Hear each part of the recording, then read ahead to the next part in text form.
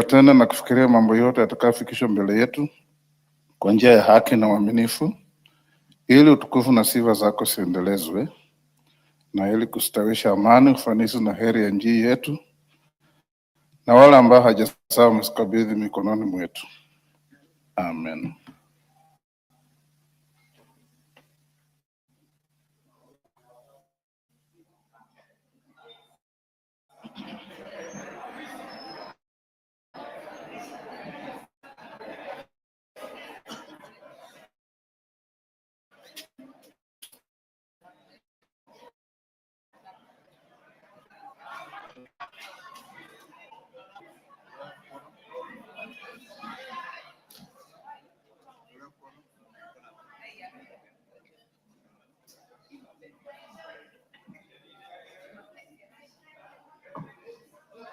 Sergeant.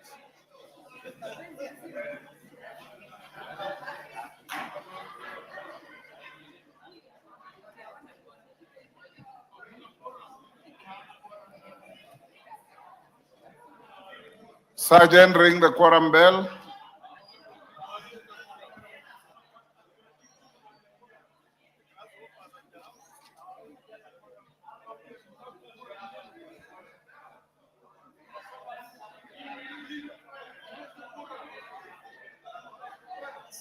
Yes, Basak.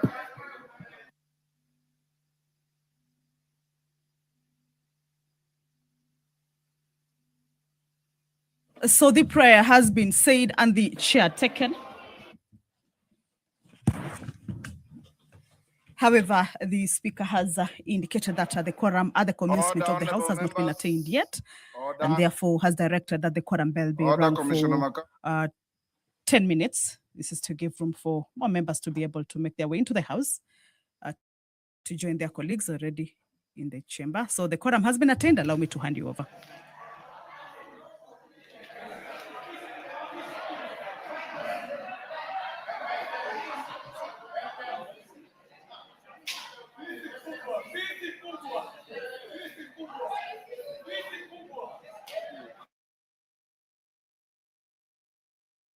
Honorable members, those senators sitting in the gallery, will you vacate the vice president, deputy president's seat? I allowed you in the speaker's row and not to sit on the deputy speaker's seat. Deputy president's seat, sorry.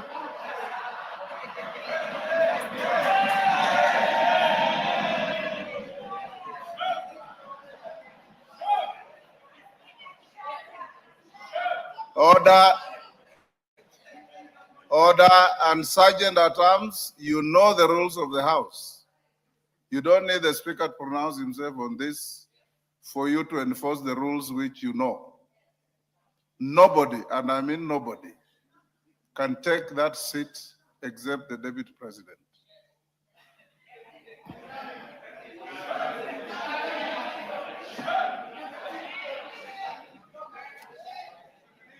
You are ready? Okay, clerk, we have quorum. Can we proceed?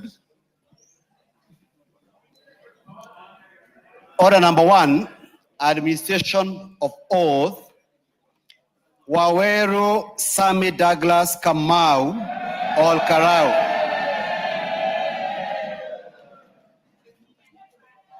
No, they don't rise.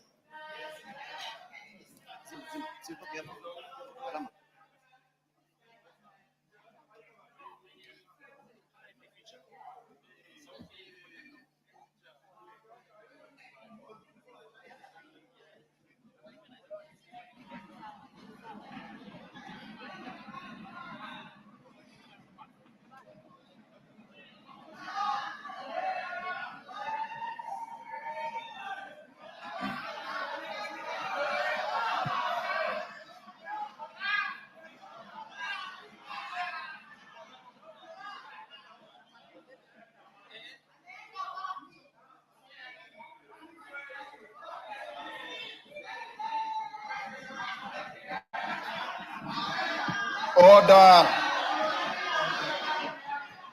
Order. Order, honorable members. You know that when you are swearing in your colleague, it's done in absolute silence. You can celebrate thereafter, and the children will be the guide, not on the floor of the house. Good afternoon. Good afternoon. Are you a Christian or a Muslim? I'm a Christian. You swear by the Honorable Bible? Speaker,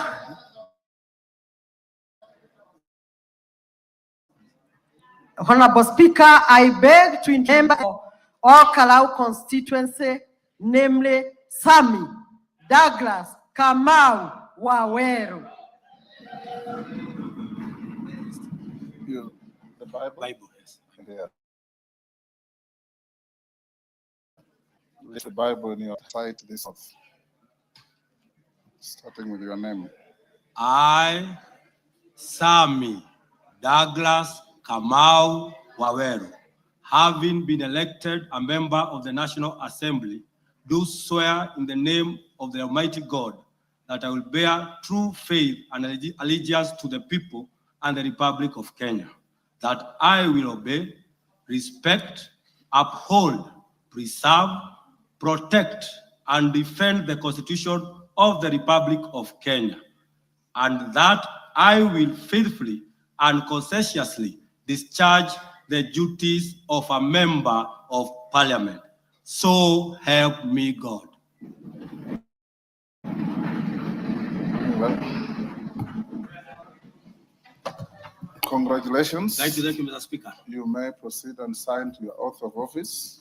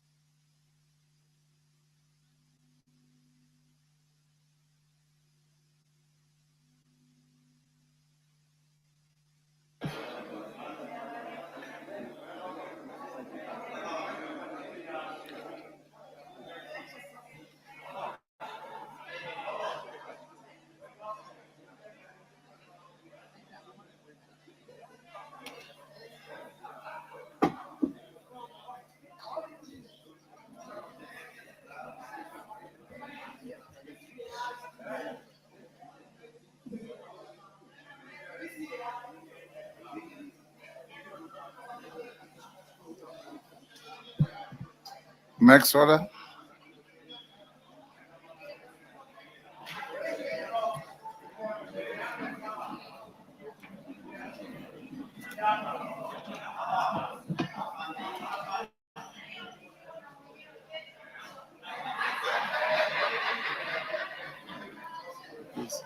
And next order.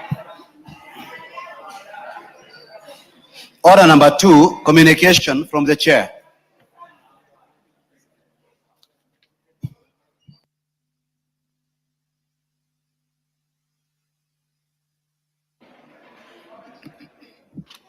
Order number 3, messages. Members on their feet, take your seats.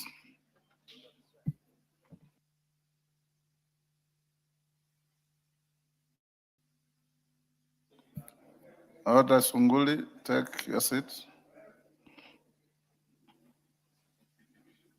Members on their feet, take your seats. Member for Tarakaniti, take the nearest seat. Honorable members, I have a message from His Excellency the President, a referral of the Public Procurement and Asset Disposal Amendment Bill 2024. Honorable members, I take this opportunity to welcome you back from the short recess. It is my earnest expectation that on task awaiting the House during this part of the 5th session. Honorable members, pursuant to the provisions of Standing Order 42 on messages, I wish to convey to the House a message from His Excellency the President regarding the referral of the Public Procurement and Asset Disposal Amendment Bill, National Assembly Bill number 48 of 2024, back to Parliament for reconsideration. Honorable members, in the message, His Excellency the President informs the House that in exercise of the powers conferred upon him by Article 115(1)(b) of the Constitution, he has declined to assent to the Public Procurement and Asset Disposal Amendment Bill 2024 and has accordingly referred the bill back to the National Assembly for reconsideration, expressing specific reservations thereto. In the Presidential Memorandum, honorable members, the President has expressed reservations on clauses 2, 3, 6, 7, 8, 10, 12, 11, 12, 13, 14, 15, 16, 18, 19, 20, 21, 22, 23, 24, 25, 26, and 27 of the bill. Consequent to those reservations, the President has detailed the reasons in respect of his refusal to assent to the bill and made recommendations thereof on the specific clauses for consideration by the House. Chief among these concerns is the definition of foreign and local farms, which is impractical and inconsistent with the government's goal of attracting foreign direct investment, mobilizing private capital, and improving the business environment. Honorable members, you may recall that the said bill was passed by both the National Assembly and the Senate on 28th November 2024 and 12th May 2026, respectively. Thereafter, I presented it to His Excellency the President for assent in accordance with the provisions of Article 115 of the Constitution. In view of the President's referral for reconsideration, the House is now required to consider the President's reservations to the specific clauses. Honorable members, Standing Order 154.2 requires the House to consider the President's reservations within 21 days upon receipt of the memorandum. In this regard, the message from His Excellency the President, together with the Presidential Memorandum of Referral, are hereby referred to the Departmental Committee on Finance and National Planning for consideration. The committee is required to table this report soonest to enable the House to consider the President's reservations within the said timelines. Upon conclusion of the consideration of the President's reservation at this House, I will transmit the decision of the National Assembly to the Senate, seeking its concurrence on the said decision. All members, may I at this point remind the relevant committee, and indeed the House, that the Speaker's communication of 28th July 2015 concerning the consideration of the President's reservations to a bill and amendments thereto will apply as shall be necessary. For avoidance of doubt, this is in relation to the voting threshold required for passage of any amendments proposed by the committee or an individual member of accommodating or that not accommodate the Constitution. Honorable members, I wish to further reiterate that as per established practice, only sections of the bill that have reservations ought to be considered. I now direct the clerk to circulate the memorandum from His Excellency the President to all members so that they familiarize themselves with its contents. The House is accordingly guided. Thank you.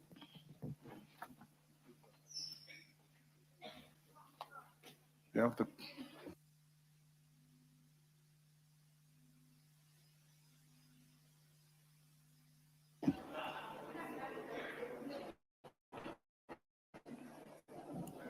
Order number 4, petitions.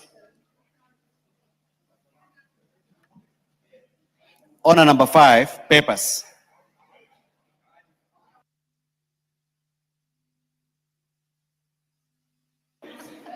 Majority Leader.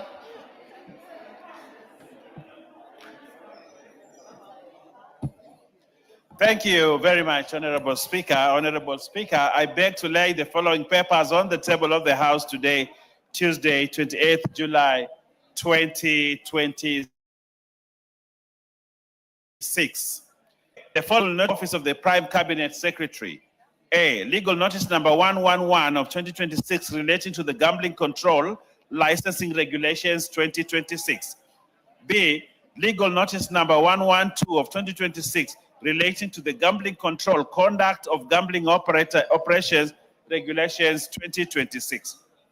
C, legal notice number 113 of 2026 relating to the gambling control foreign-based operators regulations 2026. D, legal notice number 114 of 2026 relating to the gambling controlling advertising regulations 2026.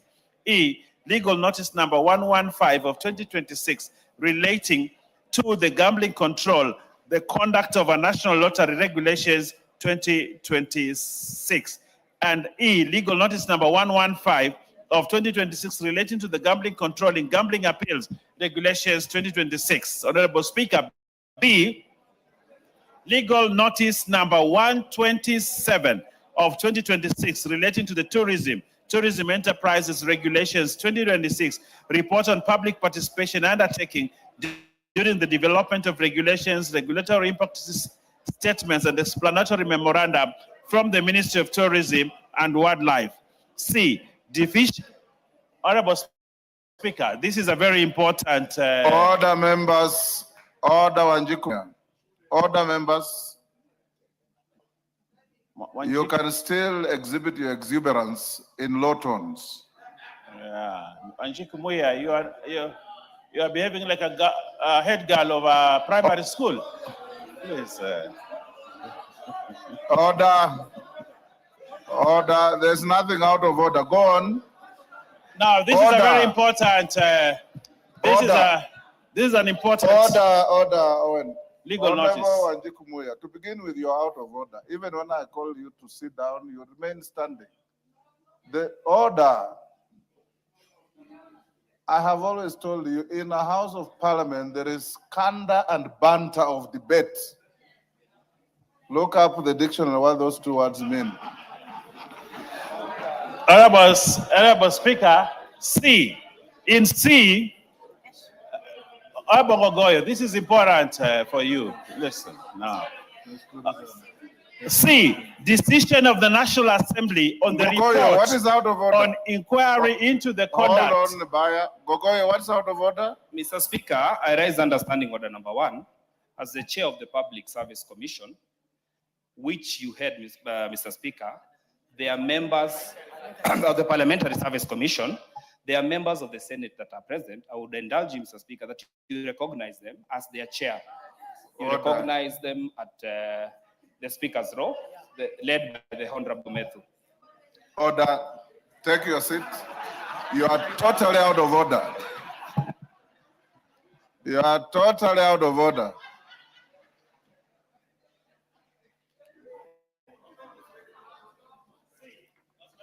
Mike. Go on, C. Owen. This is very important because it's a decision of the National Assembly, and I think we need to hear this. C, decision of the National Assembly on the report on inquiry into the conduct of the British Army Training Unit in Kenya, Batuk.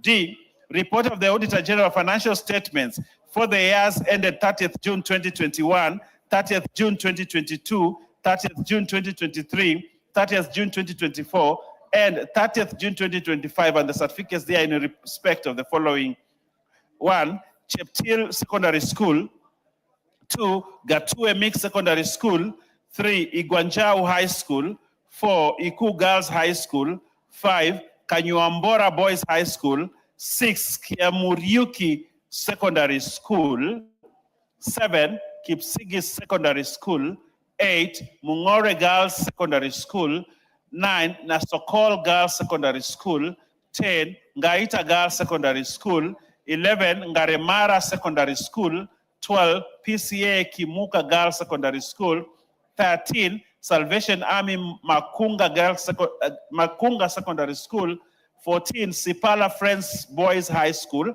15, Tachasis Girls Secondary School; and 16, Talek Boys Secondary School. Honorable Speaker, I beg to lay. Chairperson, Departmental Committee on Defense, Intelligence, and Foreign Relations, Major Bashir.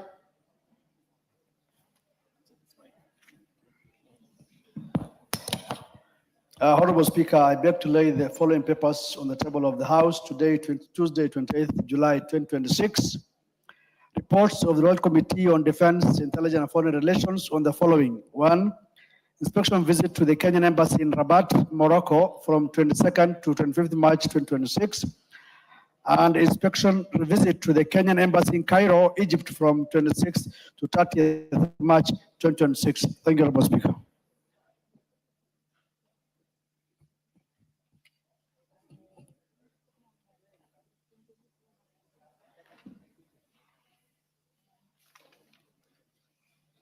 Order number 6, notices of motion.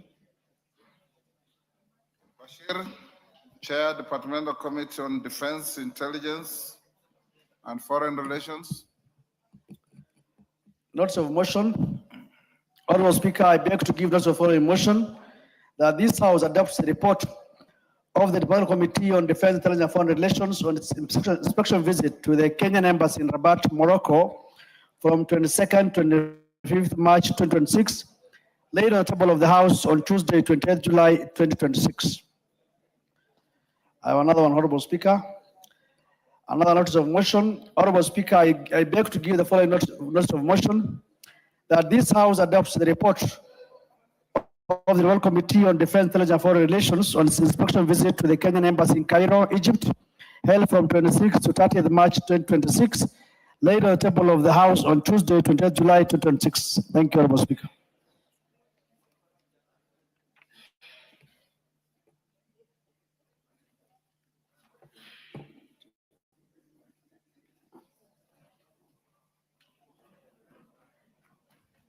Order number 7, questions and statements.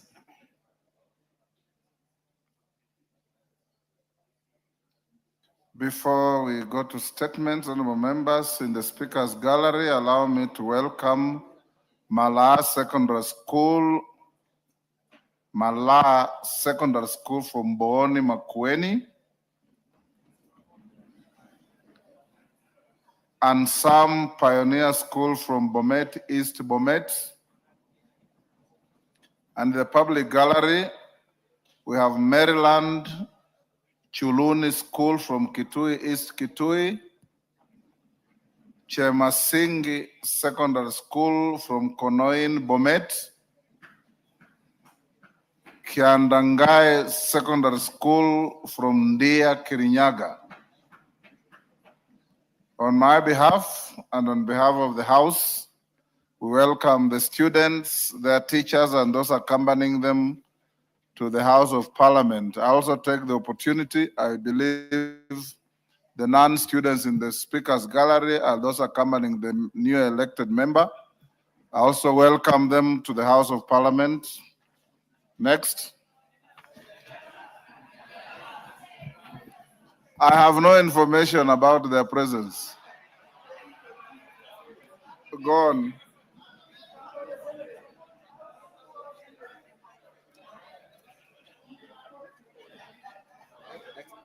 Yes. Request for statement, John Kagusha. Thank you, Honorable Speaker. Let me take this earliest opportunity to first congratulate the newest Member of Parliament, Same Douglas Kamau Waweru, our new Member of Parliament for OlKalou constituency, in a well-deserved win and landslide win. Honorable Speaker, let me also take this opportunity to recognize the members of Senate who are also seated in the Speaker's Gallery, led by Honorable Medhu. Honorable Speaker, pursuant to the provisions of Standing Order 44.2c, I rise to request for a statement from the Chairperson of the Departmental Committee on Administration and Internal Security regarding the production, distribution, regulation, and consumption of that generation alcoholic beverages in Kenya. Honorable Speaker, alcohol and substance abuse remains a major public health, social, and economic challenge in the country. In recent months, residents of Mukurweini constituency have expressed growing concern over the widespread availability and consumption of Diamond brand third-generation alcohol, commonly known as Kadaya. The product is reportedly sold at a relatively low cost and is easily accessible, particularly to young people and other vulnerable members of society.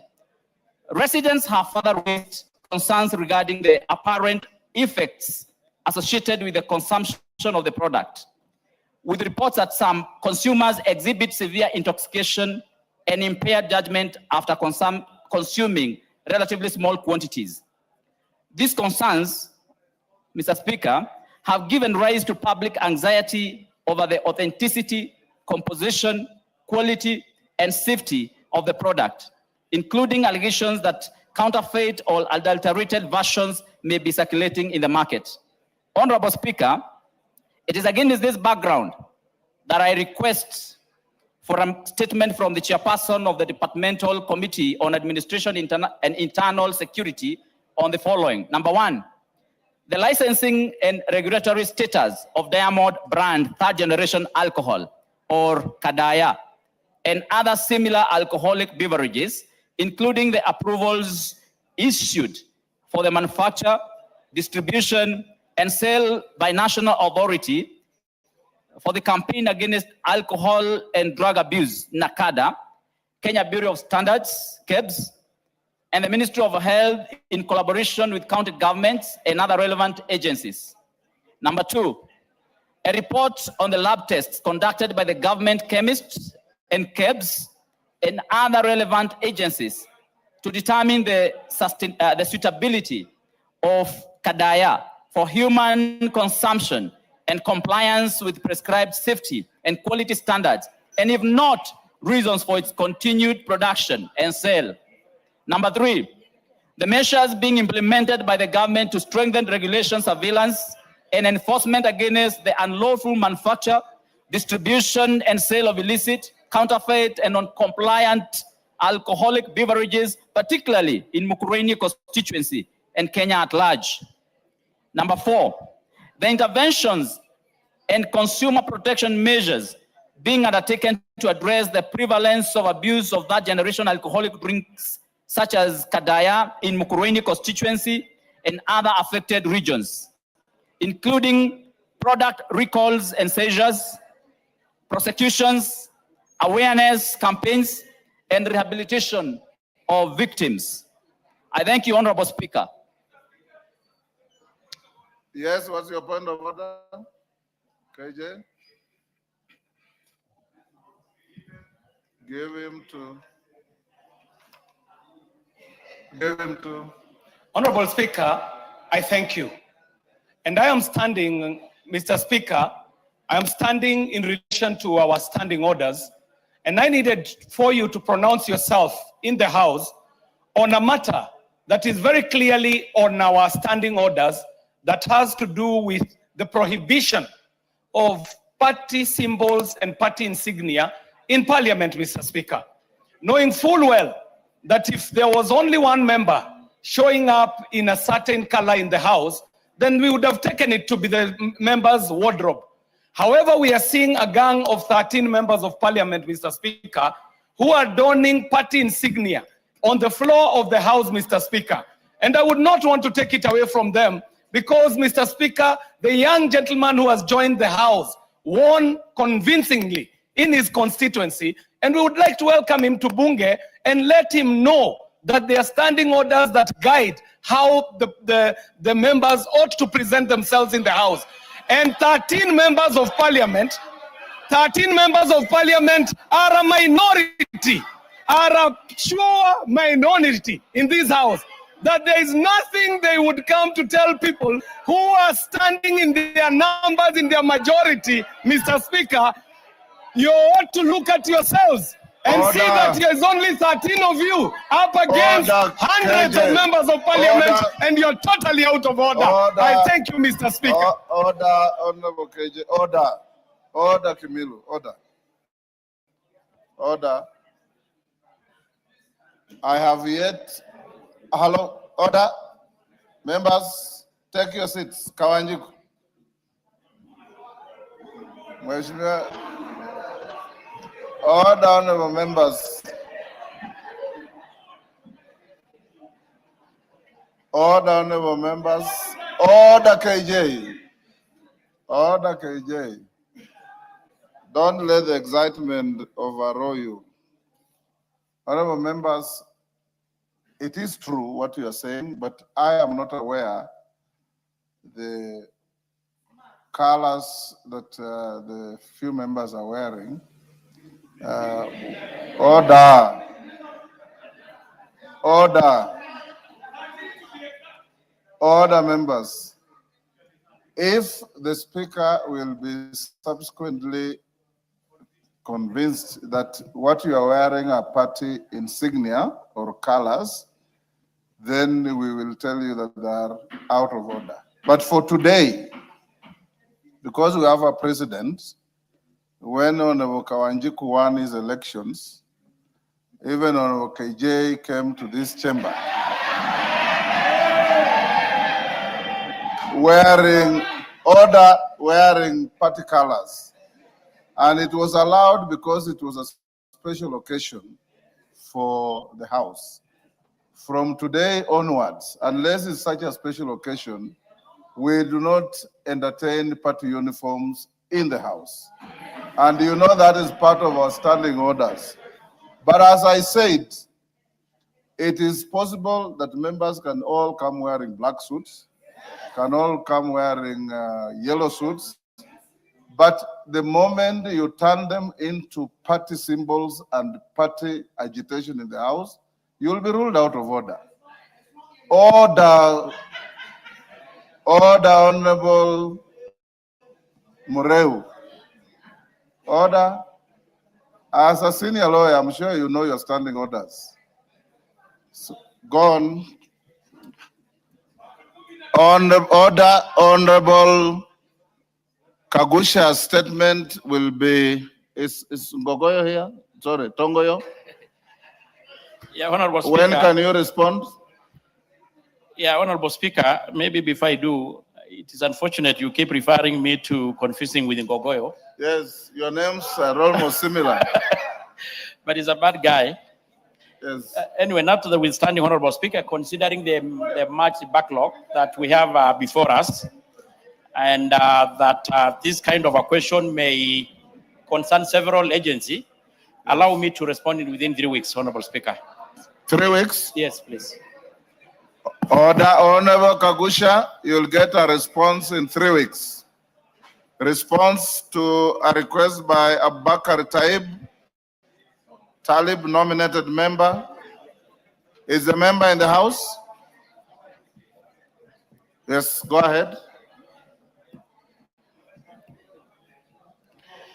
Thank you, Honorable Speaker. In response to the statement being sought by Honorable Talib regarding continued enforcement of the night to dawn curfew in part of Lamu County, I want, and the member wanted in particular to know, Honorable Speaker, you can kindly protect me from the very probably excited members of Order, members. Grasshoppers Party. Order, members. So go ahead. The member in particular wanted to know the reason for the continued enforcement of the night to dawn curfew in Lamu despite the court order issued on the 21st May and a report on the number of individuals arrested or detained in Lamu County during the curfew hours since the court order was issued. Honorable McLeod, what's your point of order? Give him the mic.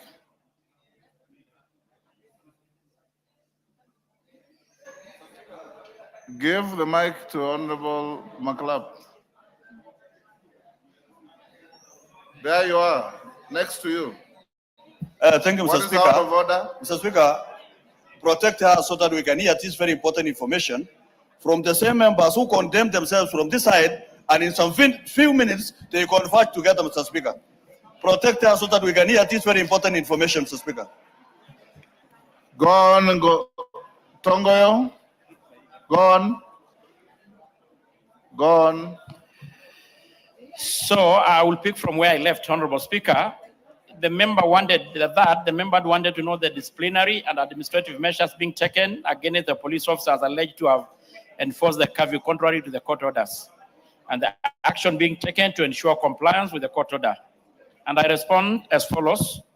The ministry wishes to clarify the government has not acted in breach of the High Court order issued on the 21st May. And I underline, Honorable Speaker, that which suspended the enforcement of the night to dawn curfew in Lamu and specified areas within the Boni Forest security corridor. The court order only suspended enforcement of the curfew. It did not restrain the National Police Service or other security agencies from undertaking the lawful security operation, including the patrol, intelligence gathering, surveillance, vehicle inspection, identification checks, checkpoints, and other counter-terrorism innovation necessary for the maintenance of the public order and the national security. The security station in that part of Lamu remain a unique and sensitive due to persistent threat posed by the terrorist groups, particularly Al-Shabaab operatives who continue to exploit the geographical characteristic of the area to facilitate movement, recruitment, and the commission of terrorist attacks. Consequently, security agencies have continued to implement intelligence-led and targeted security operations aimed at preventing terrorist activities, disrupting criminal networks, and safeguarding residents, visitors, and critical national infrastructure. These measures are undertaken pursuant to the constitutional and the statutory mandate of the National Police Service to maintain law and order, preserve public safety and security, prevent and deter criminal, and protect life and property. The ministry wishes to emphasize that these lawful security interventions do not constitute a curfew, nor do they amount to its reintroduction in any form. Members of the public remain free to move, subject only to reasonable security screening and verification procedures undertaken in the interest of the public safety. Accordingly, Mr. Speaker, the continued establishment on roadblocks and the security screening measures should not be construed as a violation of the court order, but a legitimate policing intervention aimed at countering terrorism and ensuring safety and the security of all persons within the affected areas. Honorable Speaker, regarding the individuals ever arrested or detained, I want to respond as follows. The ministry confirmed that no person has been arrested or detained in relation to the enforcement of the suspended curfew since the court order of the 21st May. On the last part, Honorable Speaker, the ministry confirmed that no police officer has been found to have violated the court order. Officers deployed within the affected areas continue to undertake lawful policing duties under the supervision of their respective commandants and within the scope of law. Accordingly, no disciplinary or administrative action has risen in relation to the alleged enforcement of the suspended curfew. The ministry confirmed that the Police National Service is fully compliant with the court order and that no curfew is currently in force within Lamu County. I repeat, Honorable Speaker, currently there is no curfew currently in force within Lamu County. And to ensure continued compliance with the court directive, the NPS has undertaken the following measures. I think those are general. I think I've already mentioned those, Honorable Speaker. And the ministry remains fully committed to upholding the rule of law, respecting court decisions, ensuring that all security operations are conducted within constitutional and applicable laws, within protecting the lives, property, security of all residents of Lamu County. Signed by Honorable Kipchumba Murkomen, EGH Secretary for Internal and National Administration. I submit, Mr. Speaker. Yes, Taib. Give him the mic. Yeah, thank you, Honorable Speaker. I find that response from the chairman very misleading, as they still the enforcement of curfew is still in place. So I don't know I don't know what answer is giving regarding to there's no curfew in Lamu. Thank you. Sorry, Taib, can you repeat what you said? Thank you, Honorable Speaker. What I'm saying is, I think Honorable Chairman is misleading this House. There is curfew in place in Lamu. They are all over roadblocks, all the way from Isoe all the way to Mpeketoni. So I really don't understand when he says there is no curfew enforcement and there are no roadblocks on the road to Lamu. Thank you. Yes.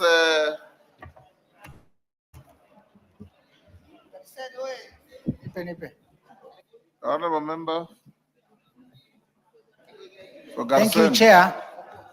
Mr. Speaker, I think the Chair of Security is misleading.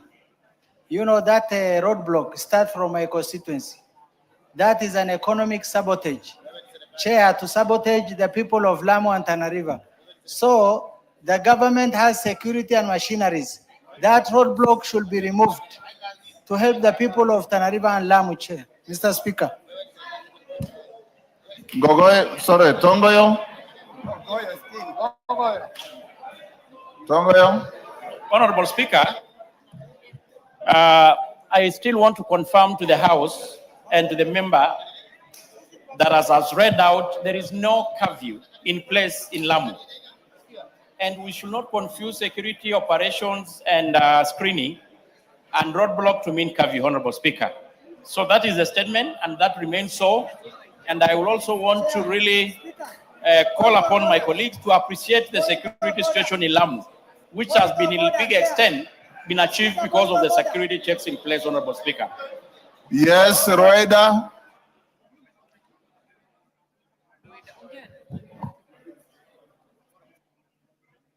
Order, members, can you disband these multiple kamkunjis I'm seeing in the House? Order. Mr. Speaker, tunazungumzia mambo muhimu na hawa watu wa 10 kwa moja wanatusumbua leo, na hii ni mambo muhimu. Wale maskini akipata matako liambata. Waambie tuache tuendelee na kazi. Hiyo iliisha na sisi tulipata 10 wakapata 1. Tosha, finish. Sasa Mr. Speaker, Lamu wanatuchukulia kama ambao sisi si muhimu, si binadamu. Bwana Speaker, kutoka yule mzungu alipochukuliwa kabla hata ni 2013, sisi Lamu tumekuwa hatuna raha. Tunafungiwa watu, chairman anasema hakuna curfew, lakini barabara ya Bargoni paka Kiunga haipitiki. Paka upitishwe na jeshi. Huwezi pita mwenyewe hivi hivi. Watu wa Kiunga kuja Mokoe wanatumia boti. Na usiku mimi napita hiyo barabara. Nikizungumza hapa mimi naipitia hiyo barabara. Kukiwa na shida hapa, pengine niko eneo bunge langu na natakikana asubuhi. Lamu imefungwa, hakuna airport, huwezi toka by air, huwezi toka by road. Huwezi toka kwa sababu hata ile airstrip pale airport haina zile zinaitwa runway light. Hata kukiwa na emergency, mtu akipata, kama kuna incident ilitokea, Bwana Speaker, kuna msichana alianguka kule, alikwenda matembezi, ndege ya kumtoa haikupatikana, yule msichana alikufa. Njia ya barabara huwezi pita, wakisema hakuna curfew nini. Mimi mwenyewe kama mbunge paka nipige simu kama kuna emergency nipewe escort nitoke. Kwa hivyo curfew iko na ni muhimu itolewe. Security is paramount, lakini mmetufungia kwa muda mrefu. Tunaomba jamani, mfungue. Wale security wanaweza fata magari au wanaweza toa time, wakasema time fulani mpaka time fulani watu wapite, au magari ya mzigo yapite, abiria labda. Lakini haiwezekani mkatufungia hivyo tu, kwani sisi binadamu. Asante. Point made. Yes, Chairman. Honorable Ngogoyo. Honorable Speaker, I think I've really exhausted what I had to say. Just hold on. Member for Garsen, what is the problem? Thank you, Mr. Speaker. I think this is the House of Information. The Chair for Security has no information on that road. Chair, Mr. Speaker, direct the Committee of Security, plus members affected to visit the area. He has no information, total blackout. Okay.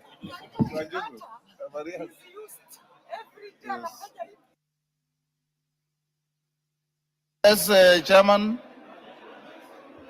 Speaker, I want again to confirm to this House that we don't have active curfew in Lamu.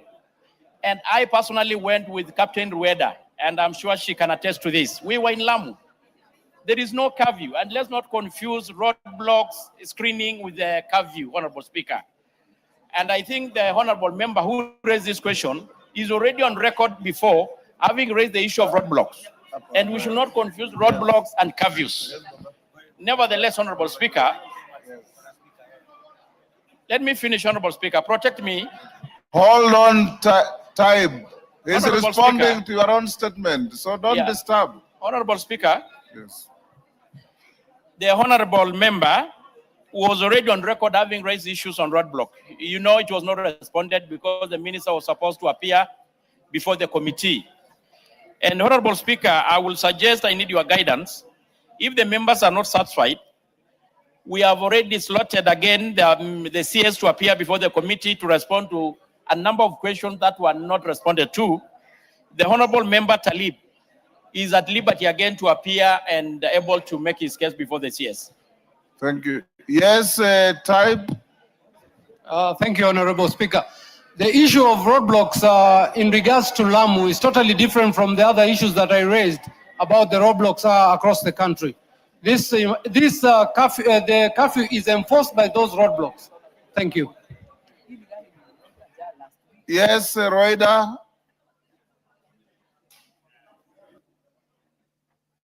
You are all engaged in a battle of semantics. He is saying there are roadblocks but no curfew. You are saying there's a curfew, and you know in law to have a curfew it must be gazetted. So challenge him by showing him the gazette notice of the curfew.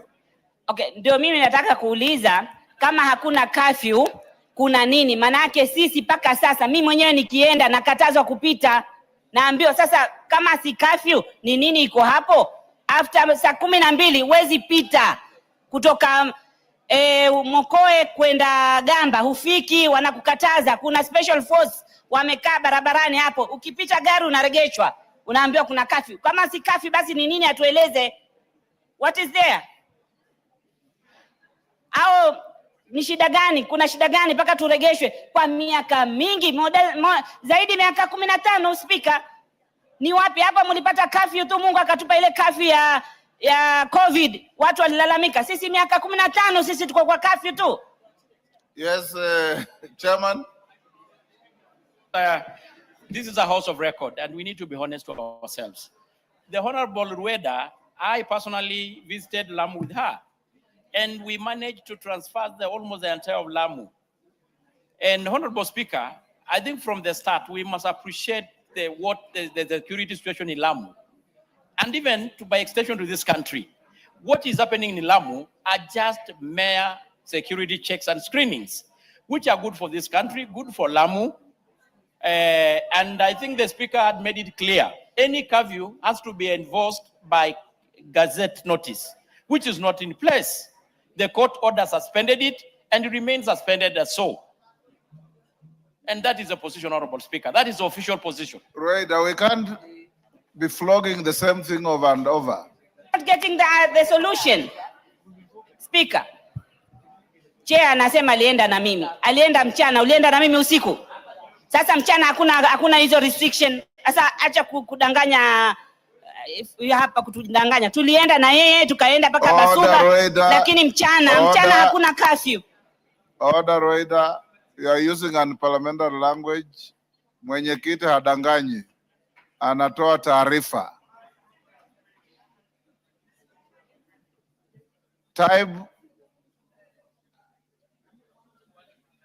And I hope you are still not arguing on the difference between curfew and the roadblock. No, thank you. What I would request, I think, is better placed to get us the information from the ministry in regards to the Gazette notice, because this was done over 15 years ago. Thank you. And in case there is a curfew, it must have a definite period when it is gazetted. So let's go to the next. Doris Donya, is she in the house? Before I invite you, allow me, honorable members, in the public gallery, we have Katumba Comprehensive School. Order, honorable members, take your seats. Order, CNN, take your seats.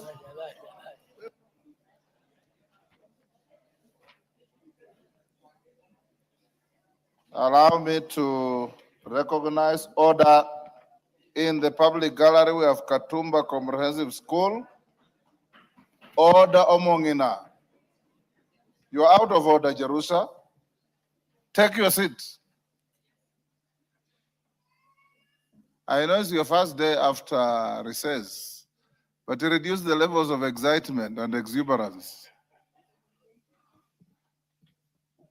And I've made very beautiful gardens for you out here. Those of you who want to converse, just go to the gardens, sit, talk, and then come back to the house.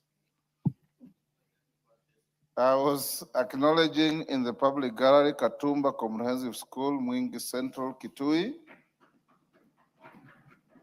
Olongerin Primary School from Narok West, Narok. Sony Sugar Comprehensive School from Awendo, Migori. And in the speaker's gallery, the Skiambere School Complex from Bere North Embu. Then we have St. Hilda Kadonzueni from Mwingi Central, Kitui. And Friends School Kamsinga from Kimili, Bungoma. Honorable members, Friends School Kamsinga is the school where you as truly went to. It is my school and I'm very proud of it. Yes. Yes, Robert Mbui. Thank you, Mr. Speaker. I want to take this opportunity to also welcome the Friends School Kamsinga and all the other schools to the House of Parliament. Mr. Speaker, you know, a lot of times members here would always tell the students that they should emulate them and maybe try to be like them so that they can come to the House. But Mr. Speaker, I want to say there are greater things that the children can do, our students can do, and even being members of Parliament, they can go on to be great people in the world. So I want to congratulate them and welcome them to the House of Parliament. Mr. Speaker, allow me to also welcome those leaders that came in solidarity with our latest elected member of Parliament, also to welcome them to the House so that they can also see the proceedings. Allow me to also congratulate the newly elected member of Parliament for OlKalou for being elected, you know, in a landslide victory, Mr. Speaker, in such a way that we have shown that Kenyans can make a decision despite anything that anyone does. Even the gas cylinders, even the blankets, even the mattresses, even the boats did not mean anything. He ended up winning. He was called a chokora, and now he's in the House. Mr. Speaker, I want to tell the students, we are also in uniform, in solidarity with Kenyan students. Thank you, Mr. Speaker, for the opportunity. Thank you. Wangwe. Thank you, Honorable Speaker. Honorable Speaker, allow me on the onset to welcome all the students, including Friends School Kamusinga. And Honorable Speaker say that this is the House of Parliament. This is the destination, Honorable Speaker, that most of the students would wish to come there after their training, Honorable Speaker. But Honorable Speaker also insists on this issue of education. The Honorable Speaker, let us focus. We are happy that most of the issues to do with higher education financing, discussion and conversations are going on. Let the Ministry, Honorable Speaker, and the government finalize this issue so that students from Friends School Kamusinga, who must always go to university, Honorable Speaker, can have safe landing and undertake good education in universities, Honorable Speaker, at an affordable rate. Thank you, Honorable Speaker, and I beg to submit. Thank you. Yes, your request.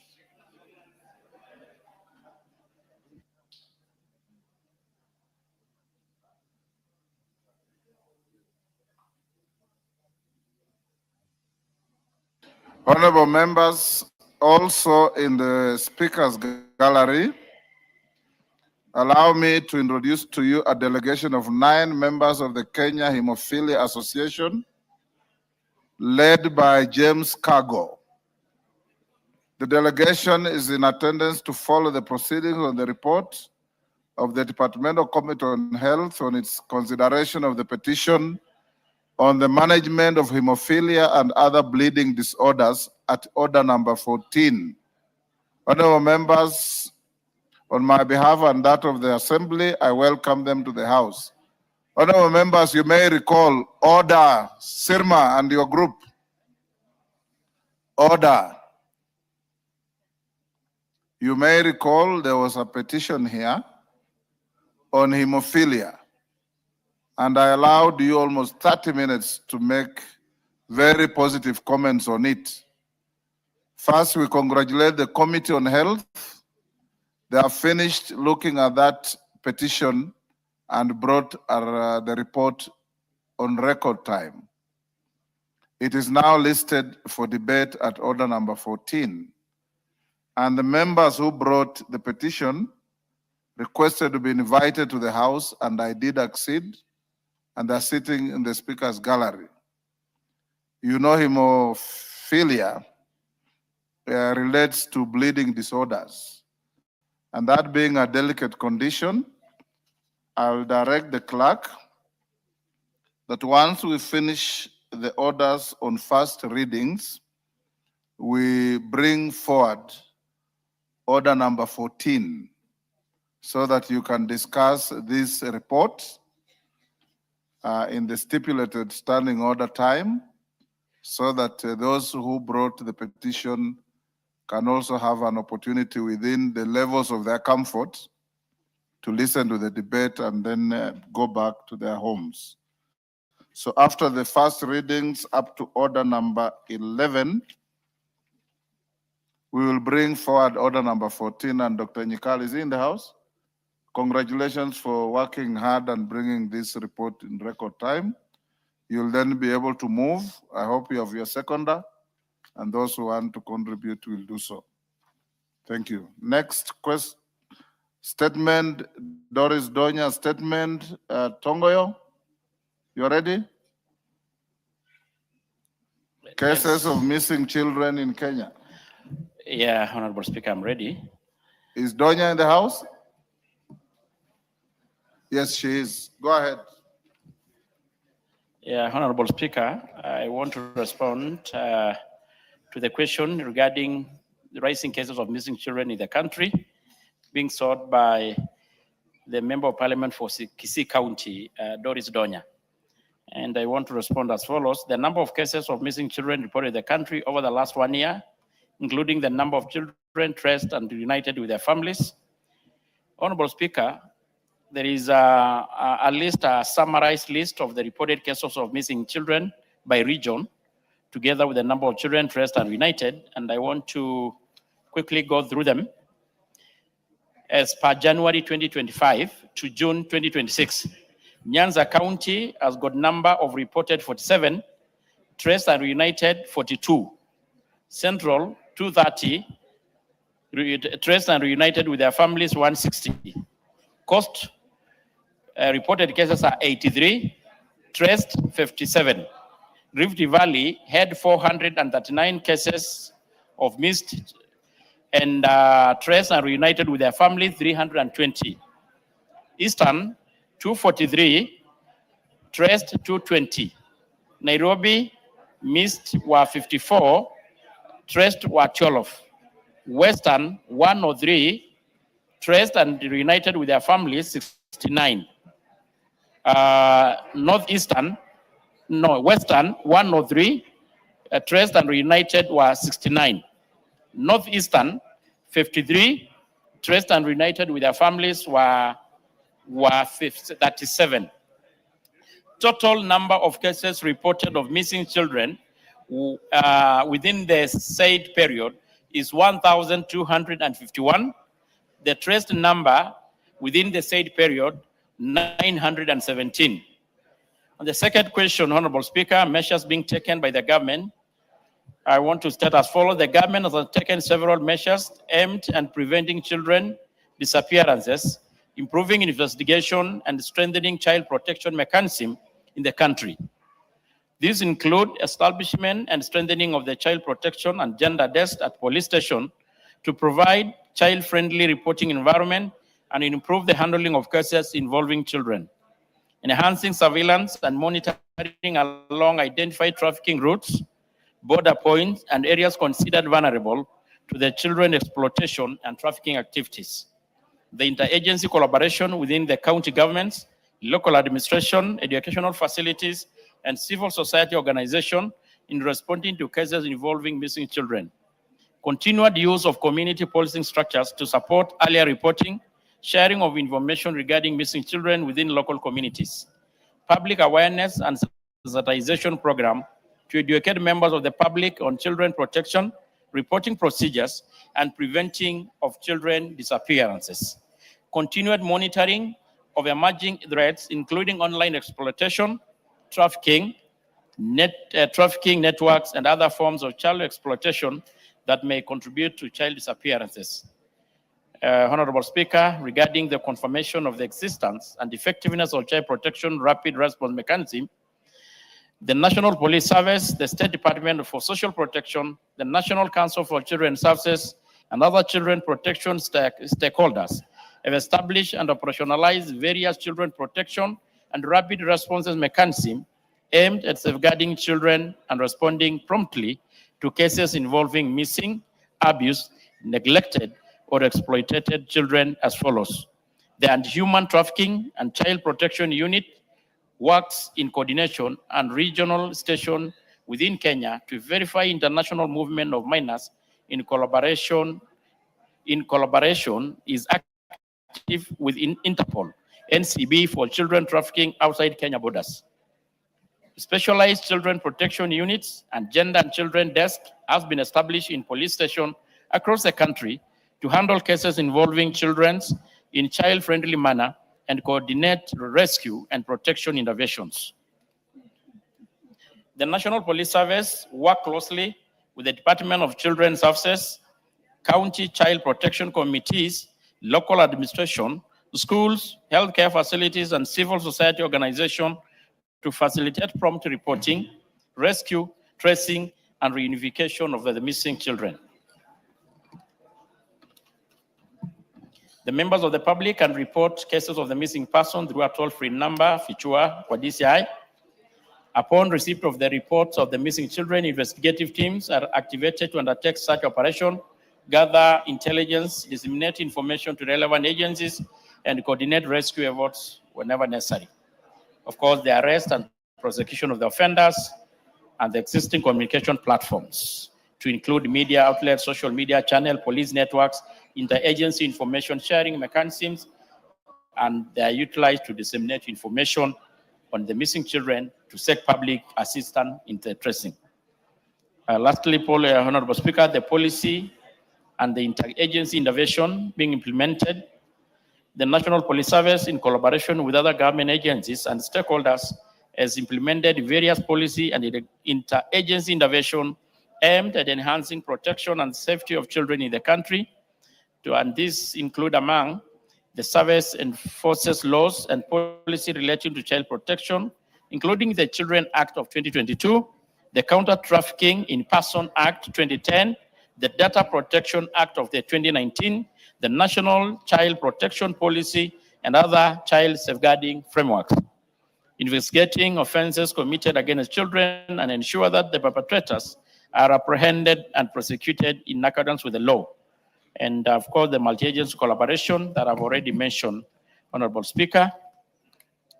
And the Department of Children's Services, the National Council for Children's Services, the Judiciary, the Office of the Director of the ODPP, the County Public Protection Committee, international organization and development partners, including UNICEF and the civil society organization. This multi-sectoral approach facilitates coordinated prevention, rescue, investigation, prosecution, rehabilitation, and reintegration of child victims. And Honorable Speaker, establishment and strengthening of specialized unit dealing with the crimes against children to include the human trafficking child protection unit, cybercrime units mandated to investigate online child exploitation and abuse, and gender and children desk established at all polling stations, as earlier mentioned. And the staff has established mechanism for reporting, developing integrated database and information sharing mechanism to support child raising and recovery. I'd also mentioned about the Fichua and DCI. In partnership with the local and international agency, the service has enhanced monitoring and investigation of the online child sexual exploitation and abuse, public awareness campaign on internet safety and responsible digital engagement, collaboration with internet service providers and international law enforcement agency to identify and apprehend offenders. The government continues to undertake community policing initiative and the public sensitization program aimed at creating awareness on the child protection issues, encouraging timely reporting of child abuse, neglect and exploitation, and prompting community responsibility in safeguarding children. Honorable Speaker, the service has leveraged the Nyumba Kumi initiative and the community policing structures to gather intelligence and support early intervention efforts. And the introduction of the TPED for this Nyumba Kumi will continue a long way to really help in this. The service works closely with the Department of Children's Service, health institution, and non-governmental to ensure rescue and the placement of children in safe shelters and provision of medical, psychosocial, and legal support services. I think the rest is support evidence-based policing and resource allocation, improve information sharing and coordination among children protection stakeholders. Honorable Speaker, and this is signed by Honorable Kipchumba Murkomen, EGH, the Cabinet Secretary for Interior National Coordination. I submit, Honorable Speaker. Donya.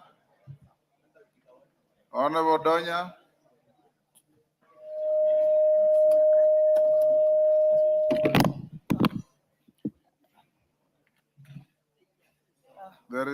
Thank you, Mr. Speaker. I had raised a concern on the missing children in Kenya. What the chair has given, he has actually stated the organizations which are in charge of the works which go around at the Department of the Police. He has not elaborated on what the organizations are doing. He has just named like 100 organizations. In my statement, I didn't ask for the organizations or those who are in charge. So, Chair, I don't know what was wrong with you giving details on what the ministry is doing regarding the missing children. You have said that you will ask the Nyumba Kumi to do their work. We know the Nyumba Kumi are there. So you are just evading the responsibility as chair and the ministry in charge of this to take care of our children. Mr. Speaker, I didn't ask for the long list of the organizations. I just wanted to know the measures they are taking to ensure that our children have safety and their security is guaranteed. Thank you, Mr. Speaker. Yes, Chairman. Yeah, Honorable Let's Speaker. take one more, Chairman. Yeah. Mama Zamzam. Asante sana Mheshimiwa Spika, na mimi niweze kumuunga mkono dadangu Donya. Watoto wengi wanapotea Mheshimiwa Spika, na sio sawa wala si haki mwenyekiti kusema kuwa waweze kuwapatia wazee wa mitaa. Wazee wa mitaa hawawezi kuwa na ile machinery ambayo inafaa zaidi kujua watoto wanapotea namna gani, na hata wengi utapata wanavushwa boda Mheshimiwa Spika, wazee wa mitaa hawako kule. Kwa hiyo mimi ningeomba chair, haya masuala ya usalama yamekuwa dondo sugu, na mimi ningeomba usukume sana, manake hata sisi Mombasa County pia nasukumwa sana kwa ukuta, na ndo hayo maswali ambayo tunauliza kila siku Mheshimiwa Spika. Kwa hiyo kama hana ufahamu zaidi, mimi ningeomba aende akatafute zaidi, ajulishwe ili atuletee jawabu mwafaka ndani ya bunge. Asante sana Mheshimiwa Spika.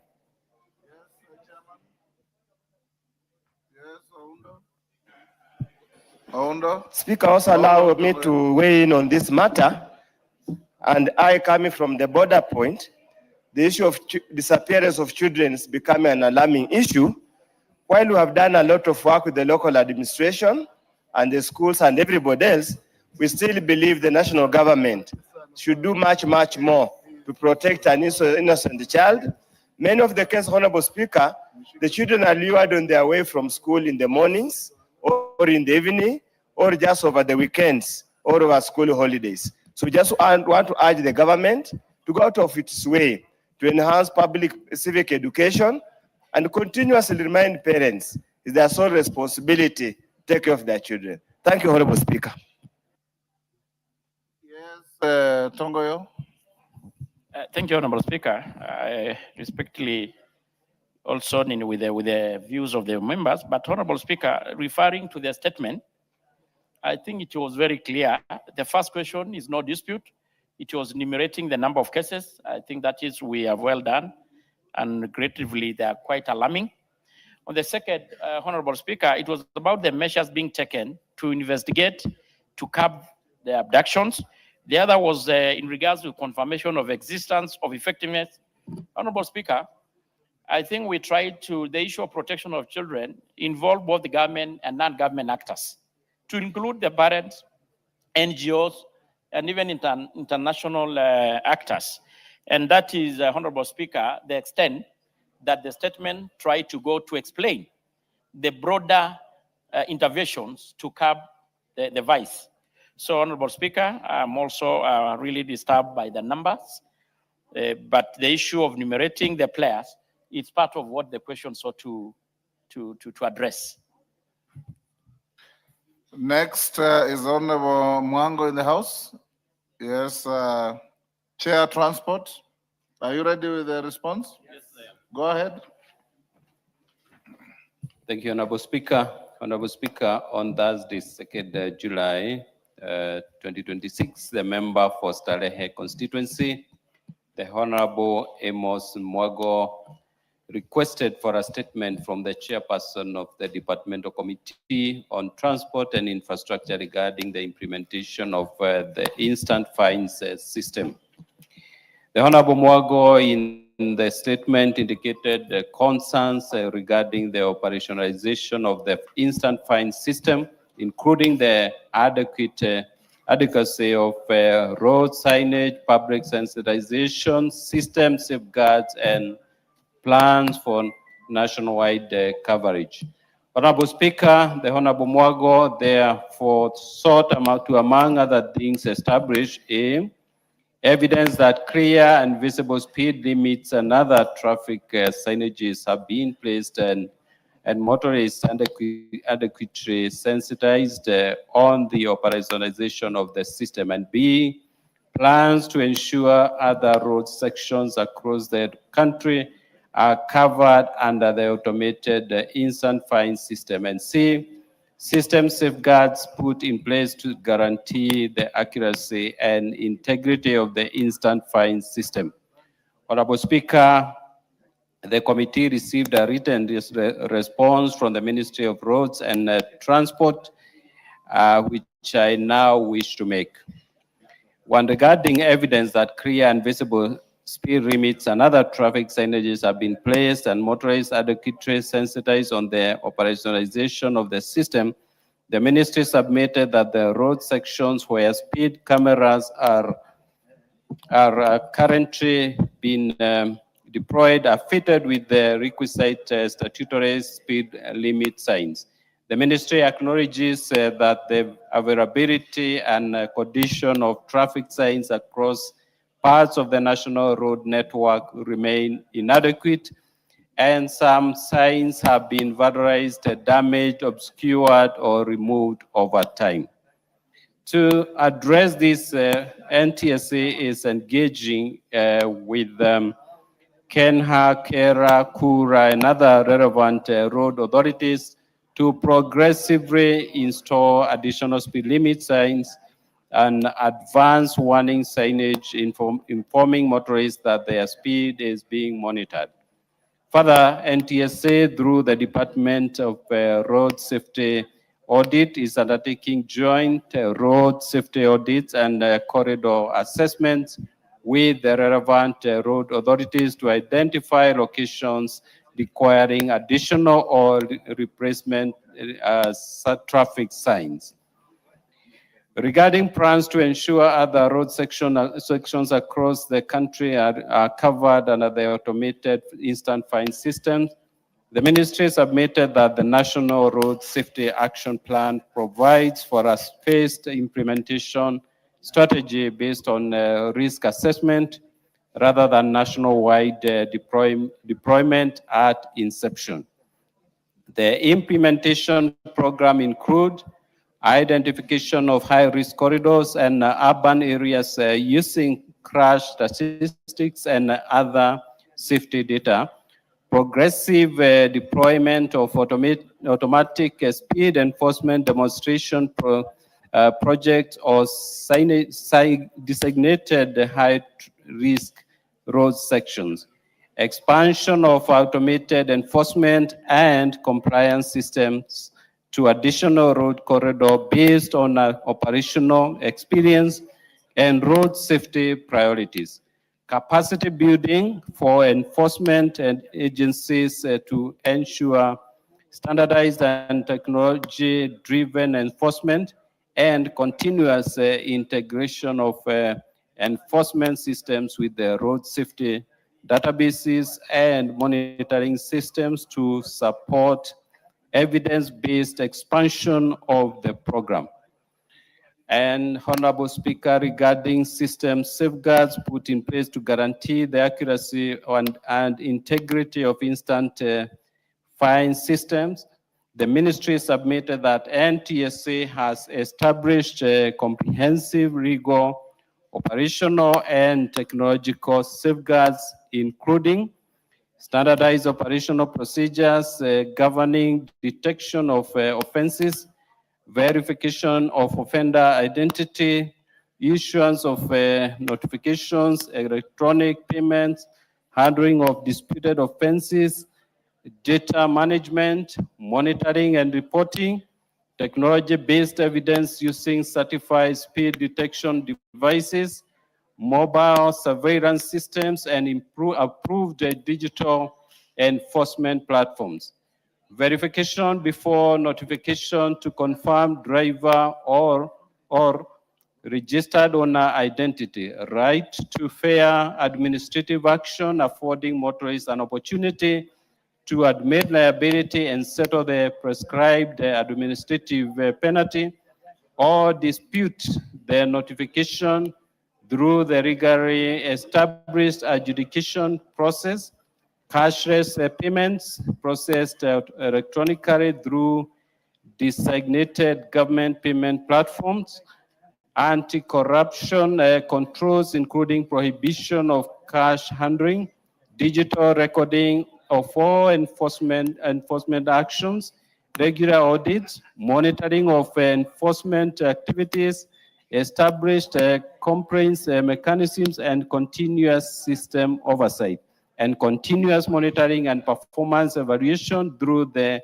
governance framework established under the National Road Safety Action Plan, including quarterly performance reviews, annual reporting, key performance indicators, and continuous evaluation of enforcement. And lastly, Honorable Speaker, the ministry further submitted that the implementation of the instant fines system is contingent upon the decriminalization of minor traffic offenses currently provided for under Section 117 of the Traffic Act.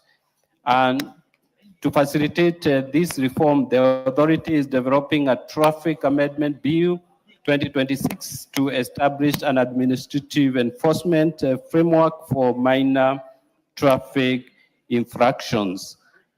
The proposed amendments replace criminal prosecution with an administrative process under which traffic infraction notices may be issued electronically.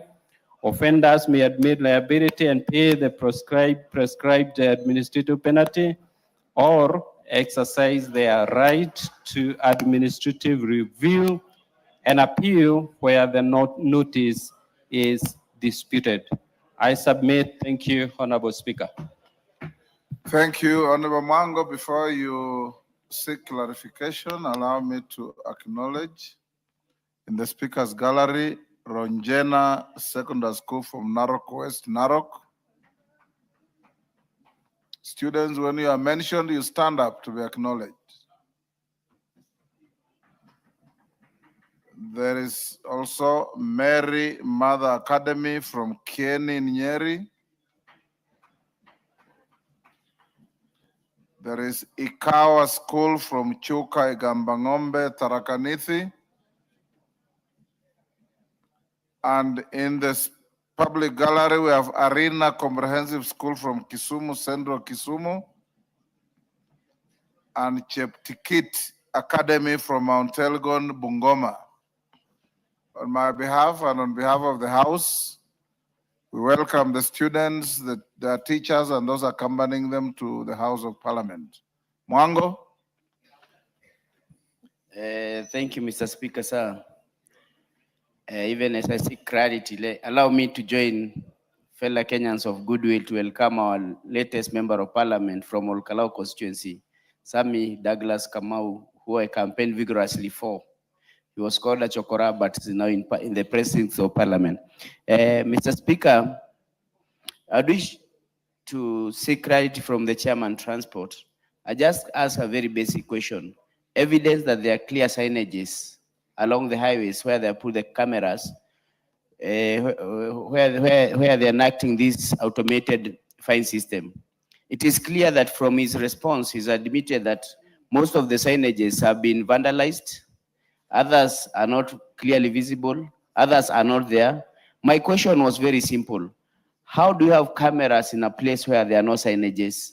It is very unfair to find a person where there are no signages, but the cameras are operating. And the other question was, how are they sensitizing the people or motorists about this new system? I did not get an answer to that. I just had a very long story, a very ambiguous story around the whole thing, without coming out clearly. What are the measures put in place to sensitize many motorists? And what are they going to, how are they going to address the issue of the signages? Where there are no signages, how do you find a person where there are no signages? On the other issue of the integrity of the system, you can see there's a very big disparity in matters how these fines are, maybe these are applied. For example, you'll see a motorist fined 500, another one is fined over 10,000, another 3,000. It is not standardized as he claims to, as he claims. So I'm not satisfied with this answer. Thank you. Let's take one more. Kimani of Molo.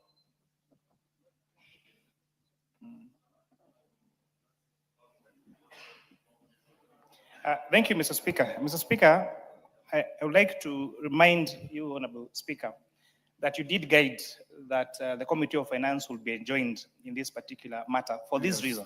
Yes. That I raised the floor of this House. The punishment that should be done, the offense is not committed by the owner of the vehicle. It is committed by the driver. And I give a scenario. Take, for example, all the secured loans by banks, for example.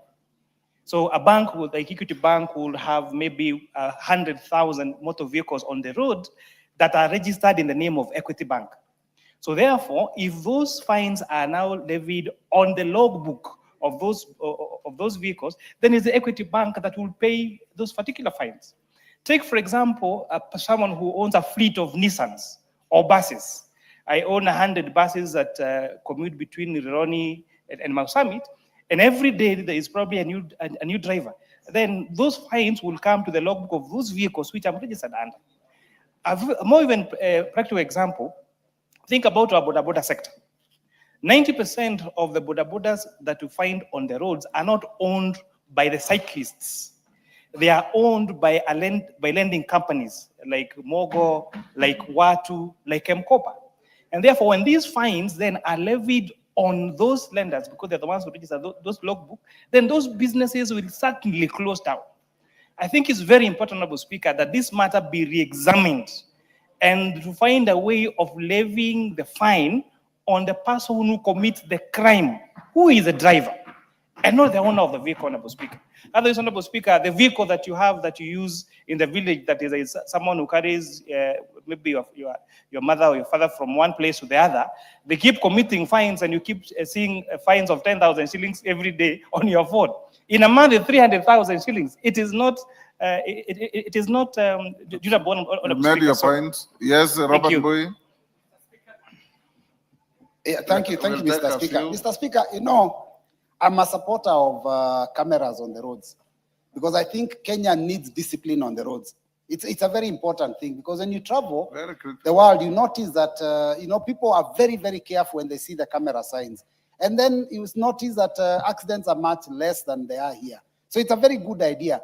But Mr. Speaker, even as we support it, it's I can see the concerns many members have, and I have also another concern. On Langata Road, Mr. Speaker, there's a camera. I don't know where exactly, but I have been a victim, and I know a few people have been victims of the same. But sometimes you ask yourself, why would the camera be put in a place where there's no school next door, there's no, you know, there's no place where people are walking on the road?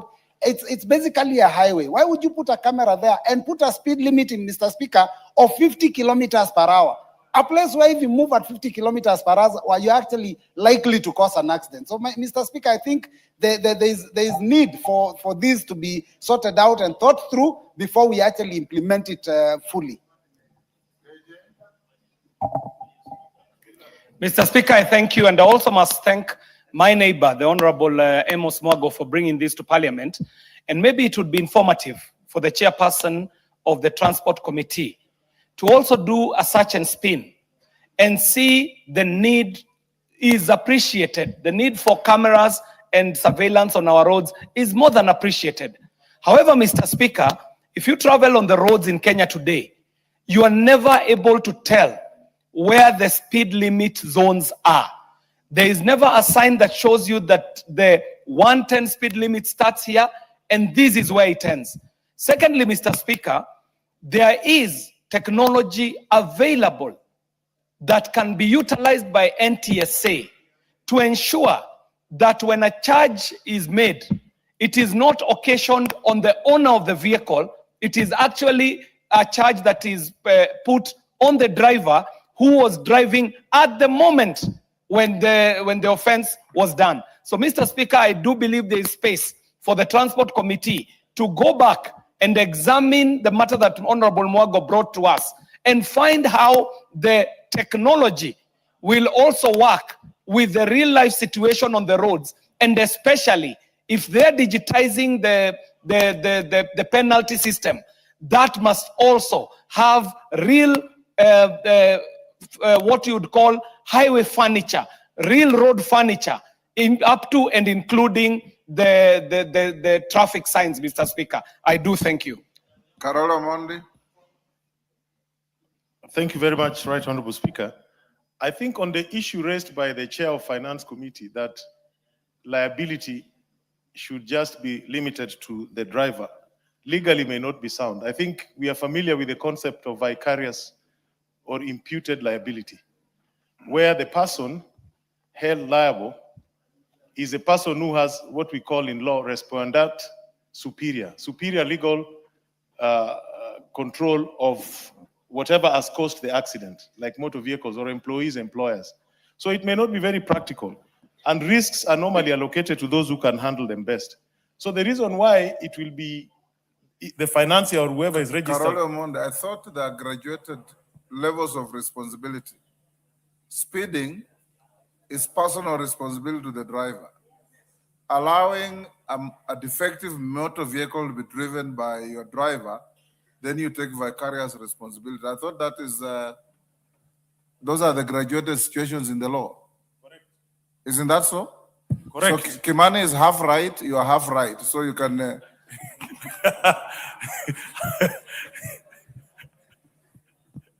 No, I don't. I just wanted to raise it so that we don't mislead the nation that there's no, that there's liability. There is vicarious responsibility. Yeah, vicarious liability or imputed liability, as it is called. Thank you. Yes, Mkunji.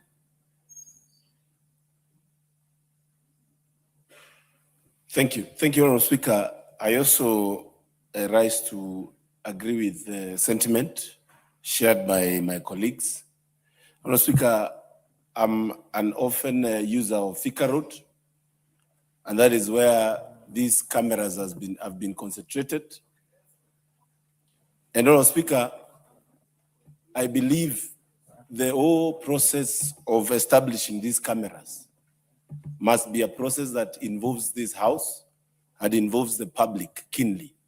Because, Honourable Speaker, one day while I was coming from up country, around 8 p.m., I found cars slowing down seriously below 50 kilometers per hour, Honourable Speaker. And I was actually wondering what is going on, only for my driver to receive a message the next day to pay 10,000 Kenyan shillings, Honourable Speaker. And I would say that we need to agree that technology is the way to go when it comes to enforcement of our laws. But, Honourable Speaker, this is a process that must be keenly implemented and its procurement and establishment highly publicized, so that, Honourable Speaker, we don't have tribes of the public getting into even accident just because, Honourable Speaker, there is establishment of technology. Thank you, Honourable Speaker. Oundo. Speaker, I didn't go to the law school, but I know there's a principle that, honestly speaking, will end up this arrangement punishing motor vehicle owners more than punishing those who commit the offense. As you clearly say, speeding is a human endeavor. Might not necessarily be a mechanical problem, but it's a human endeavor. And I want to give a very interesting case. Some years back, I was charged in Nakuru court for speeding. So when I went to the magistrate, being what I could do, I asked the prosecutor that who was driving the vehicle at the time you caught on the camera speeding. They said they did not know because the camera was unable to pick out the driver. And the magistrate agreed with me that the prosecutor was on a fishing expedition, so I was left scot-free. I fear that this is going to happen. And then, Honourable Speaker, a fine is a penalty for breaking the law. If you are purported to have broken the law, if you're not given a chance to mitigate so that appropriate punishment is meted out, would it not be unconstitutional to punish me unheard? It is not. Read the law. There are what we call instant fines in petty offenses that the offender need not go to court. Those are called misdemeanors in law. Honourable Speaker, for example... You are the lawmaker. Yeah. For example, Honourable Speaker, let's just look at a practical case. An ambulance speeding to take somebody to hospital. How would you treat the matter? On the other hand, I'm carrying an expectant lady who is just about to do it. I don't know what to do it. I have to speed. So I need a chance to mitigate all before I'm those punished. exceptions are there in law. Yeah. So that's why we are saying this process, the way it is designed, is going to be extremely punitive and unfair to the people of Kenya, notwithstanding the fact that we need to enforce discipline on our roads. The amount of accidents we are having, the injuries that we are having can be avoided. But we need to find a more friendly and more people-focused approach to ensure that we deal with this malice once and for all. Thank you, Honourable Speaker. Yes, GK, can you, sorry, Mama Zamzam? Hold on, GK. Asante Mheshimiwa Spika.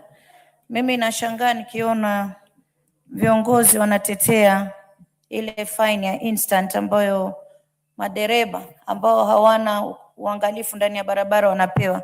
Mheshimiwa Spika, tumepoteza maisha mengi sana.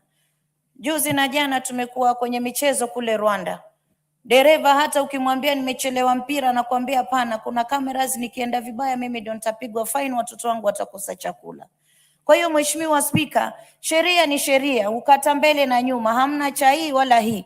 Na kisha nimesikia ndugu yangu mmoja akisema amempongeza mwenzake na akasema aliitwa chokora. Mheshimiwa Spika, wengine huwa na ile feeling, lakini mimi nataka kuambia hata Kasongo ambao wanamuita rais wetu ni watho. Kwa hiyo wao wakianza kuita watu majina, wewe tayari na wao pia kuitwa majina, wakae watulie. Lakini nikirudi kwa barabara, lazima tuwe waangalifu, na hili ni jumba la kutunga sheria. Lazima tuangalie sheria ambayo inaweza ikamkinga Mkenya kutokana na ajali za barabara. Asante sana Mheshimiwa Spika. Yes, GK. Thank you, Honorable Speaker. Honorable Speaker, the matter raised by members needs a bit of engagement with the ministry, but we need to ask ourselves what has occasioned this kind of intervention. Honorable Speaker, we are losing on average 5,000 lives every year. And this is not something that we can take lightly. We are here expressing anger over the use of technology, knowing very well, honorable members, that the use of technology is the best international practice all over the world. The use of technology replaces the roadblocks and the use of police officers on our road. Honorable Speaker, Yes, what's the point of order? Is it point of order or point of information? What is out of order? It's a point of information. Does he want information? That's okay, Honorable Speaker. Mr. Speaker, I must inform the Honorable Chair for Transport that members are not against any enforcement of any traffic rules. And in fact, we as members are part of forming the laws that govern traffic in this country. However, Mr. Speaker, the chairperson is not in order to refer to international practice, because what is occasioning traffic zones in Kenya is places where government has not been able to put infrastructure up to and including overhead crossing bridges. So we find ourselves in a situation where an international highway, where standard speed would be around 110 kilometers, is reduced to 50 kilometers per hour, giving a perfect example of Mackenzie, near Thika, just past Thika at Del Monte, on an international highway, the Great North Road, limited to 50 kilometers per hour, Mr. Speaker, without any road sign showing where the speed limit zone starts and where it ends. So, Mr. Speaker, this parliament is not against international standards and international practice in traffic.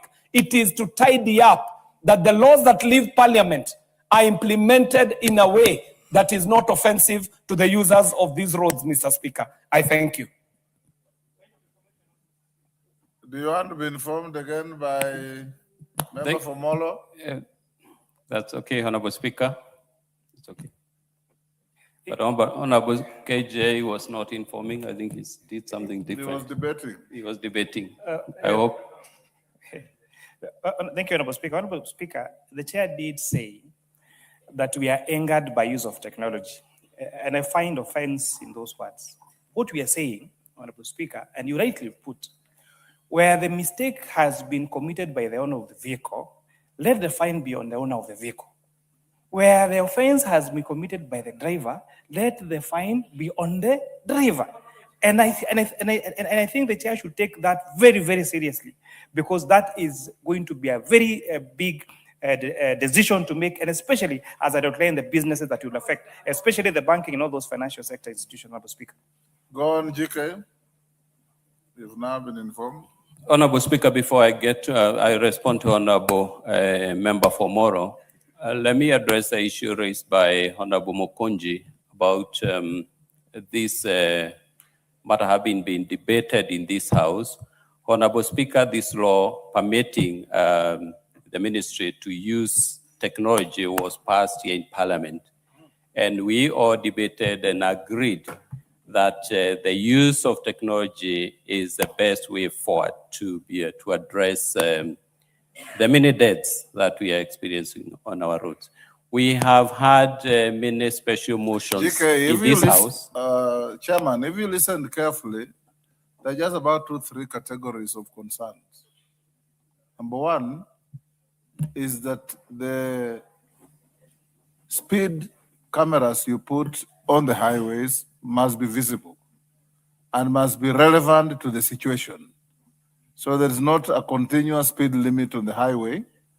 There are speed limits where there is need for extra caution and care. That's what I've picked from your colleagues. Number two is the point raised by Kimana and Karoli Omondi. When do you apportion personal responsibility to a driver and vicarious responsibility to the owner of the vehicle? That is the second point. The third point raised by several members is that having passed the law is not enough. You must continue with public awareness and public education.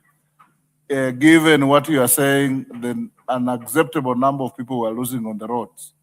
So if I was in your place, which I'm not, you should be addressing those 3 points. Well guided, Honorable Speaker. Yes, Mukunji, what is it? For this law to work for the people of Kenya, Honorable Speaker, we should have at least 3 months of continuous information on phones so that people That can is know. methodology. Let Yes. him answer. Thank That's you. methodology. The principle is the same. Honorable Speaker, I don't want to overdwell on Honorable Mukunji's point, but the ministry indeed engaged in that exercise, and it was actually more than 3 months. I remember they started sending messages to us to alert us that the use of instant fines through technology would be employed, which is what is happening. Honorable Speaker, when you think of a busy road like Thika Highway, where at some point where KJ has mentioned Mackenzie, 50 kilometers per hour is very punitive. It is not even possible to drive at that speed. It causes a traffic snarl-up, which is inconveniencing motorists. And that is something I have personally raised with the ministry and NTSA agency. Honorable Speaker, the gaps that are that have been identified by members are being addressed by the ministry, and I will follow up, Honorable Speaker, together with my committee to ensure that these concerns are well addressed. Honorable Member for Molo, I am sure the issue that you have raised needs to be interrogated, needs to be checked so that we see who is supposed to carry the blame. Is it the owner or is it the lender, or is it the borrower? Is it the driver or is it the owner? I personally have had issues with my drivers when they engage in, when they are fined, when I'm fined on offenses that are caused not by myself. And it's something that needs to be checked. Honorable Speaker, if you allow me, I will again go back to the ministry and ask them to address these very important concerns. Thank you, Honorable Speaker. Thank you, honorable members. In the speakers gallery, I acknowledge Starehe Boys Center from Starehe constituency, Nairobi. Chemase School from Tinderet, Nandi. In the public gallery, we have Kariobangi North Primary School from Embakasi North, Nairobi. Kiriko Junior from Kinangop, Nyandarua. Kiplongon Primary School from Eldama Ravine, Baringo. And Pine View Academy from Eldama Ravine, Baringo. Honorable members, on my behalf and on behalf of the House, we welcome the students, their teachers, and those accompanying them to the House of Parliament. That ends statement hour. We now call the next order. Clerk. Order number 8, the Trade Description Amendment Bill, National Assembly Bill number 42 of 2026, first reading. A bill for an act of parliament to amend the Trade Description Act and for connected purposes. Next. Order number 9, the Legal Metrology Bill, National Assembly Bill number 43 of 2026, first reading.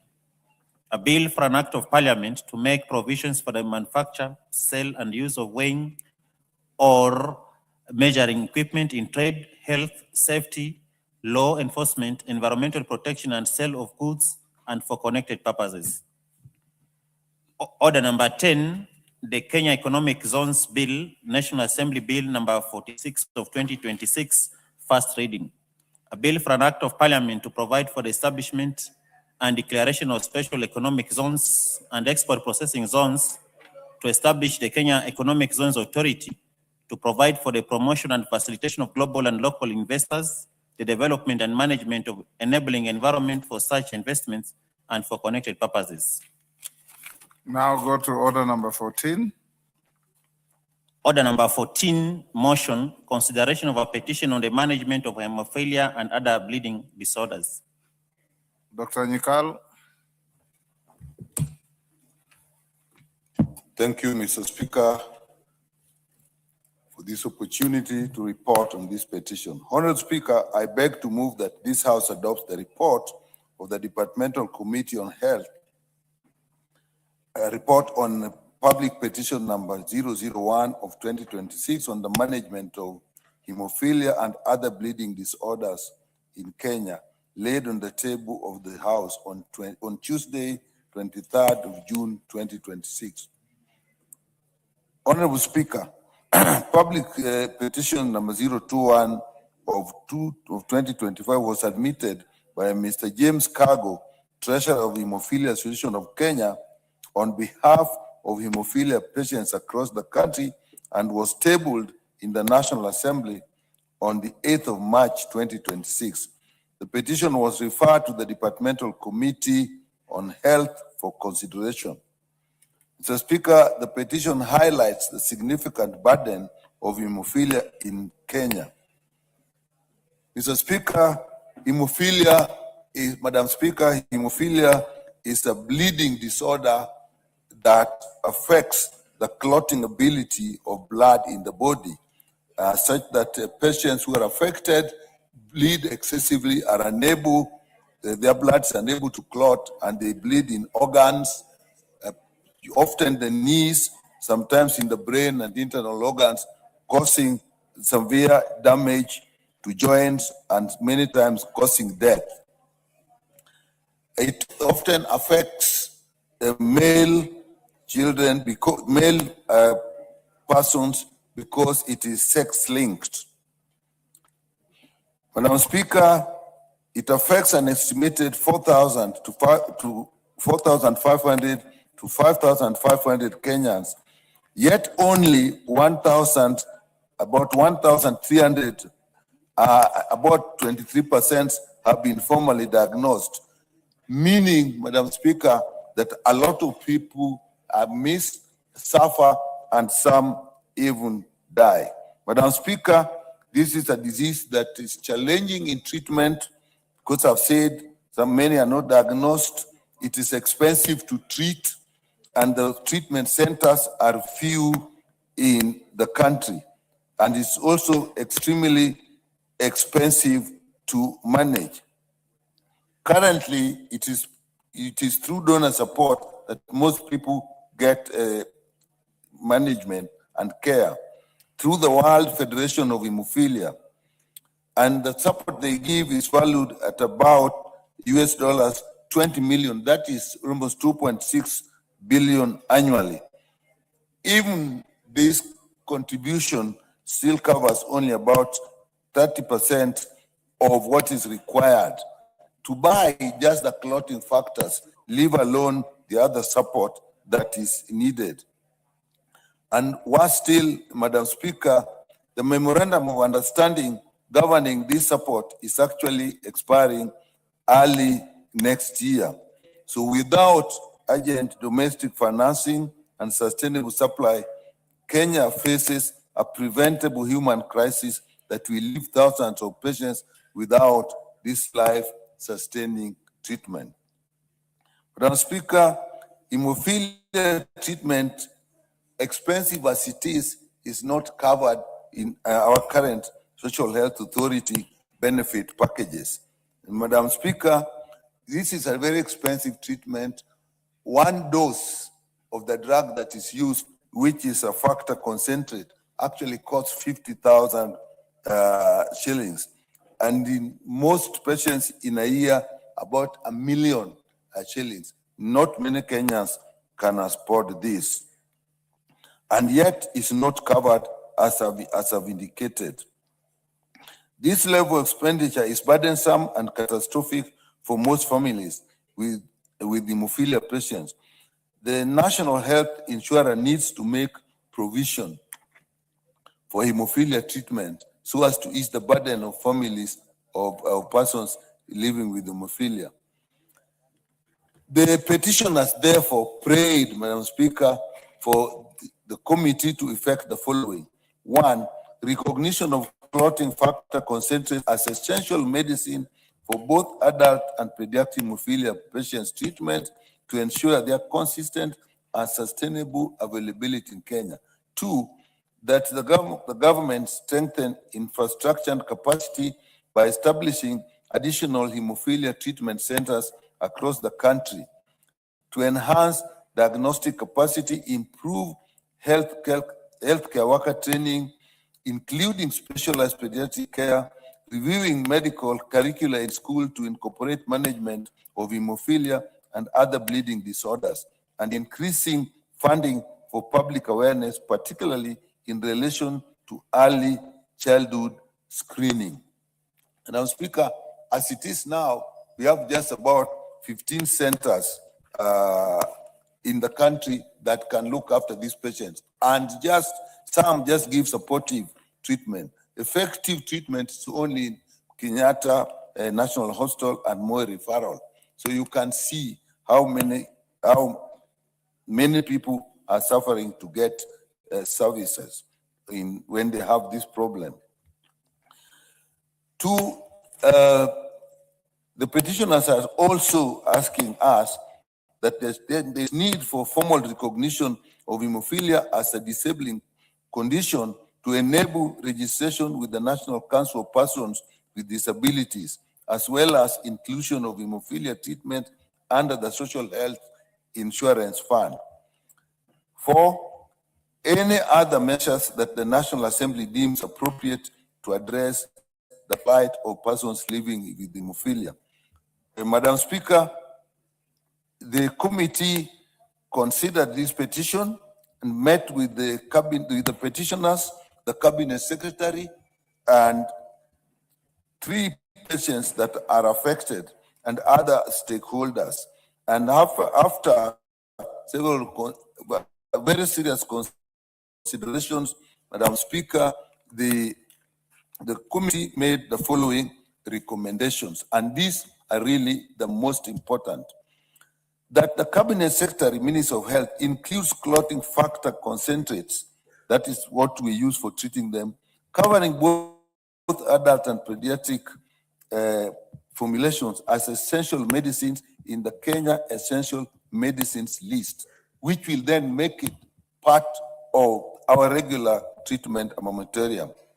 That the Minister of Health, the Kenya Medical Supplies Authority, and county government ensures sustainable procurement and consistent distribution and availability of the factors within the national supply chain, including through pooled procurement arrangements with local and regional and international agencies, because often these are not available locally. So working with international agencies is important. That the Cabinet Secretary, Minister of Health, and the Social Health Authority, and the Benefits Package and Tariff Advisory Panel to develop comprehensive hemophilia benefits package under the Primary Health Care Fund, the Social Health Insurance Fund, and the Emergency Chronic and Critical Illness Fund that will make provision for clotting factor infusions, specialist consultations, hospital admissions, physiotherapy, diagnosis, and screening, as well as psychological support. Screening is particularly important because diagnosed early, these patients can actually be supported and avoid disabilities and even death. That the Minister of Health and the National Board for Social Protection recognizes hemophilia patients and their caregivers as vulnerable persons and affords them the necessary social assistance and social care pursuant to the Social Protection Act number 12 of 2025. Madam Speaker, it is important that these patients with this chronic illness, often debilitating, benefit from social protection just like other people. That the Ministry of Health, in collaboration with the National Council for Persons with Disabilities, classifies hemophilia as a disabling condition to afford hemophilia patients access to benefits and protection available to all persons living with disabilities, including tax waivers for others, even support with assistive devices. That the Ministry of Health, in collaboration with the county government, established additional fully fledged hemophilia treatment centers with trained clinical staff, diagnosis capacity, and reliable access to clotting factor concentrate, which is key in their management. That the Ministry of Health, Ministry of Education, Healthcare Professional Statutory Bodies, and Kenya Medical College incorporates hemophilia management in the clinical training and education curriculum. Madam, we actually noted that many health professionals come out and actually are not clear and cannot make early diagnosis, endangering the lives of people, particularly at first contact, when it is most useful to make a diagnosis. And also continued care in this specialized area. That the Ministry of Health and county governments regularly train community health promoters and community health officers and assistants on early identification and referral of bleeding disorders. Community health officers and community health promoters is a new cadre, and most of them actually do not have adequate training in this area. So this is important. That the Digital Health Agency introduces a national hemophilia registry under the Comprehensive Integrated Health Information System established and maintained under Section 15 of the Digital Health Act. It is important, Madam Speaker, that we have a proper registry, that we have proper records, because this is a chronic illness, expensive to manage, so we must have adequate data for even budget provisions. That the Ministry of Health undertakes national awareness on bleeding disorders, including hemophilia. It is important, Madam Speaker, that people know about this. And so the ministry needs to actually roll out training so that people are aware of what happens. Very, very few people know about this, and sometimes people even go into minor surgeries and actually suffer severely. That if they were aware, they would know that they cannot undertake such minor surgeries. Honorable Speaker, in the light of the recommendations by the Departmental Committee on Health on its report on public petitions number 001 of 2026 on the management of hemophilia and other bleeding disorders in Kenya, I beg to move and urge this House to adopt this report. And I really ask members to support this. As a committee ourselves, Madam Speaker, we noted that the National Transfusion Center that deals with blood is not properly financed. And we were a little bit surprised at the low level of financing of 300 million shillings per year. We decided in this budget to double it, but even that is far from adequate. The committee is committed that will actually lobby for more financing for this disease condition. Therefore, Honorable Speaker, I beg to move and ask Honorable Lenguris to second.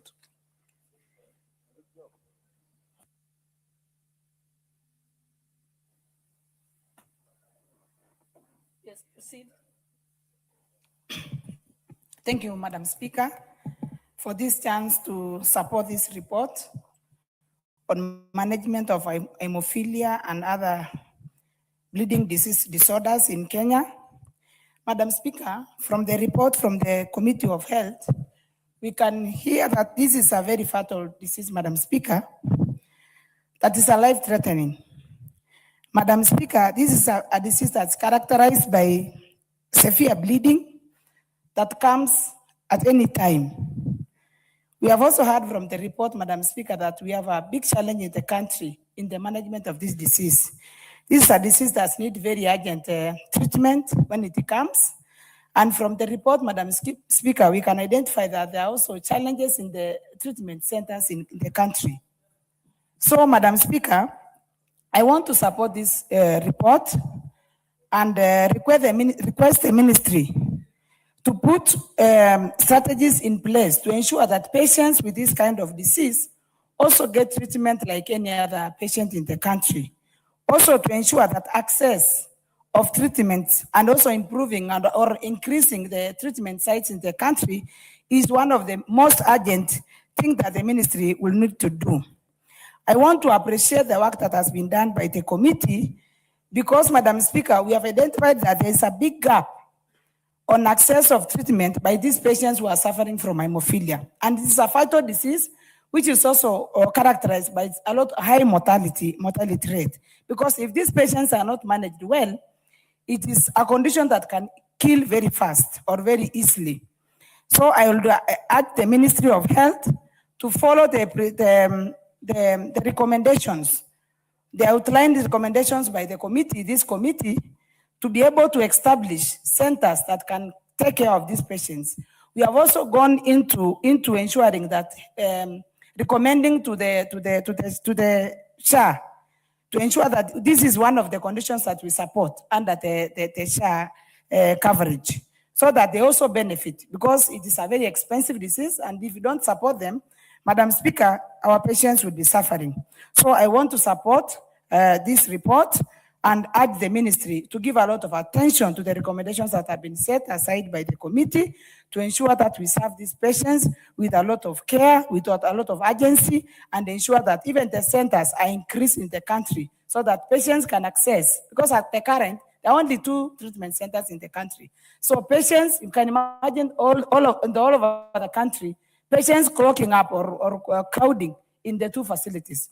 So this is one of the things that we need to give attention and also support with the budgetary so that they can, our patients can get support and also get any other support that they can get from other relevant government ministries. Thank you, Madam Speaker, and I support the report. Thank you.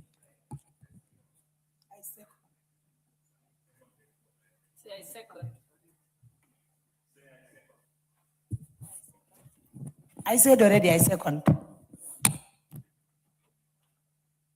Honorable members, I now propose the question that this House adopts the report of the Departmental Committee on Health on its consideration of the public petition number 01 of 2026 and regarding the management of hemophilia and other bleeding disorders among the patients and children in the country, laid on the table of this House on Tuesday, 23rd June 2026.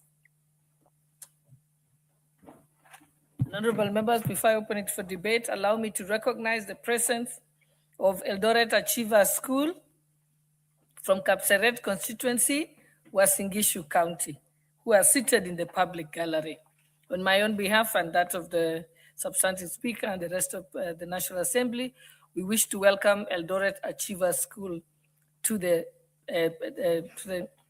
proceedings of Parliament. Karibuni sana. Honorable Pukose. Thank you, Honorable Speaker. And I know that the Eldoret Achievers are now seeing their women rep as the deputy speaker in the House. I hope that they are very proud of you. Honorable Speaker, I stand to second this important report by the Committee on Health, which I'm a member. Honorable Speaker, hemophilia, for those who don't understand, is a genetic inherited disease that affects mainly male, and women are the carriers. So you find that this is a bleeding disorder. There is failure of the clotting factors to once somebody is injured or he gets a cut, those clotting factors, there are two types. You are talking of type A and type B. And you have clotting factor 8 and clotting factor 9, which makes when you are cut, you find that your blood can now be able to clot. So that factor is missing in the inheritance. And once it misses, then when you get cut, you will find that these people bleed. They bleed seriously. And at times, Honorable Speaker, you will find that maybe a boy is taken for circumcision without people knowing. And once he's circumcised, you will find that this child will bleed to death or even gets injured. You will find that the hemophilias are exposed. They might even just be traumatized. Through trauma, they get injured, maybe any part of the body, and the bleeding is that serious. So, Honorable Speaker, normally in the hospital, we have trained hematologists who handle them. And you'll find that these trained hematologists give them the factor concentrates. This is what is missing in their blood so that their blood can be able to clot. And these factor concentrates, they are not available locally. They are imported. Kenya does not manufacture factor concentrates. They are imported from outside. And this is a very expensive venture because apparently since the Ministry of Health does not provide for them, you have an NGO that has been supporting through donor funding. And this donor funding has been supporting by purchasing these factor concentrates. And therefore, once the donor funding is now going to stop, then you have these Kenyans exposed. You have these Kenyans not having factor concentrates. You have these Kenyans not able to, Honorable Speaker, they are not able to import that factor concentrate. You'll find that it's the donors the donors who are importing them and supplying to various facilities. Kenyatta National Hospital, Department of Hematology under Professor Mwanda is the one which has been supporting them, and other hematologists throughout the country. So you'll find that, Honorable Speaker, once the factor concentrates are not imported, then these Kenyans are exposed. It means once they get a cut, there is nobody who will be able to assist them. You will find that these factor concentrates are given on regular basis, maybe twice or even 3 times in a week. And as Honorable Nyikal put it, one bottle of the factor concentrate is costing 50,000. So you can imagine 50,000 times 2 times 3. That is around 150,000 per week. Times 4, you'll find that you are talking of an enormous figure, which they cannot be able to afford. So what we are asking the ministry is, as per the recommendations which we made, can we have it under SHA?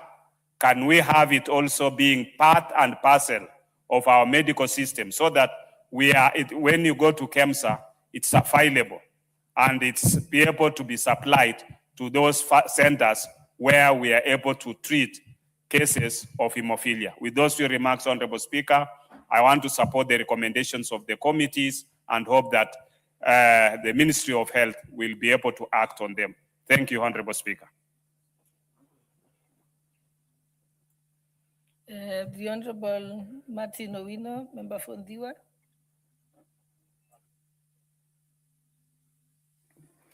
Thank you, Madam Speaker. As a member of the Health Committee, I also stand to support this report.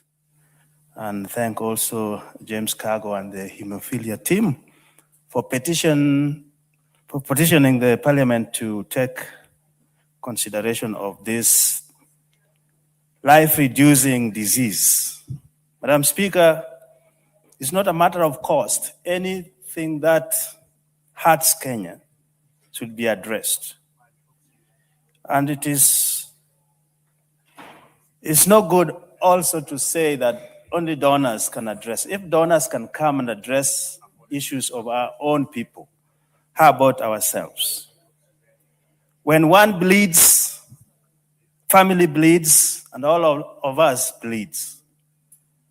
So as the chair said, we need, first of all, to recognize these clotting factors concentrate into our medicine essential kits so that they can be brought together with primary healthcare medicine.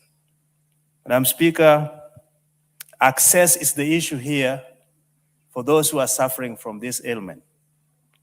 Access in time of facility operations, and also access in terms of distance and access to the medicine themselves.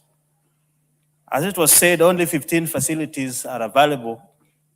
I think, Chair, we need to increase this to at least 47 facilities so that we have at least one facility in a county providing this treatment to the people. As far as inclusion in SHA benefit, I think this time, and I thank the President for this, we put a lot of money in primary health care. We should address this because there is no prevention. This is hereditary. There is a lot of treatment required, as a member has said here, sometimes 2-3 times a week. And what that does is only through prophylactic care, replacing all those missing clotting concentrates so that a patient can feel much better. When it comes to joint bleeding, Madam Speaker, this thing is very, very painful. And we don't have capacities yet to diagnose and screen on time.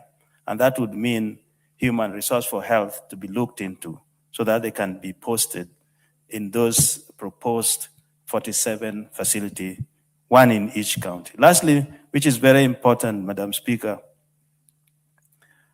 families do not know if it is not diagnosed on time and referred on time.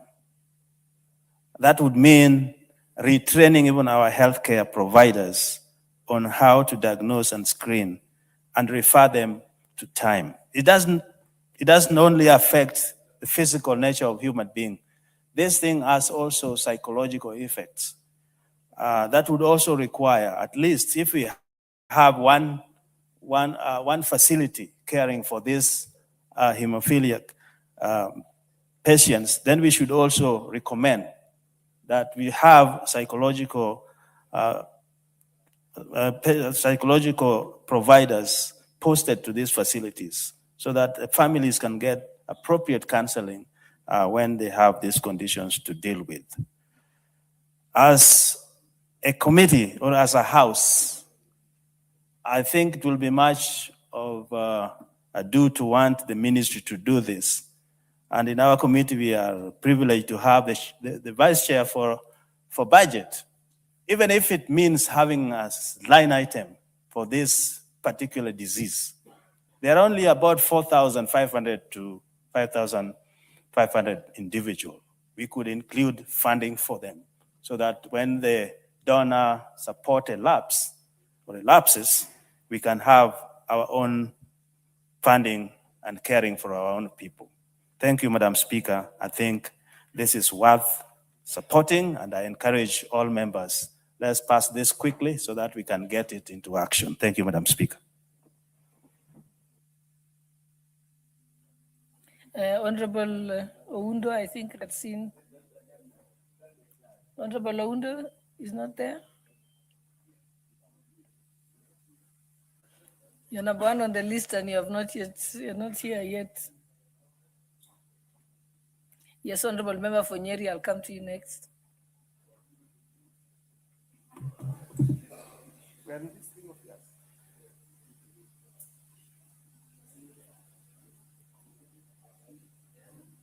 Okay, I think Honorable Oundo, I'll let you settle down first. Okay, the Honorable Member for Nyeri, Honorable Mathenge. Thank you, Madam Speaker. Madam Speaker, from the onset, I'm a member of the Health Committee and we sat through this petition and I stood in support of the report and the recommendations of the committee. Madam Speaker, this petition by the Hemophilia Society of Kenya goes to the core of our constitution, in particular Article 27, equal protection and equal benefit of the law for hemophilia patients in this country. And when we superimpose that on Article 43, on the right to the highest attainable standard for health, and the report that the chair of the committee has laid before the House in terms of the absence of facilities, absence of medical supplies, absence of personnel, then we realize that as a country, we have a segment of our population that we have really disadvantaged. Honorable Speaker, preventable breeding is a health crisis for a family, for a hemophilia patient. It is an education crisis for a family with hemophilic students.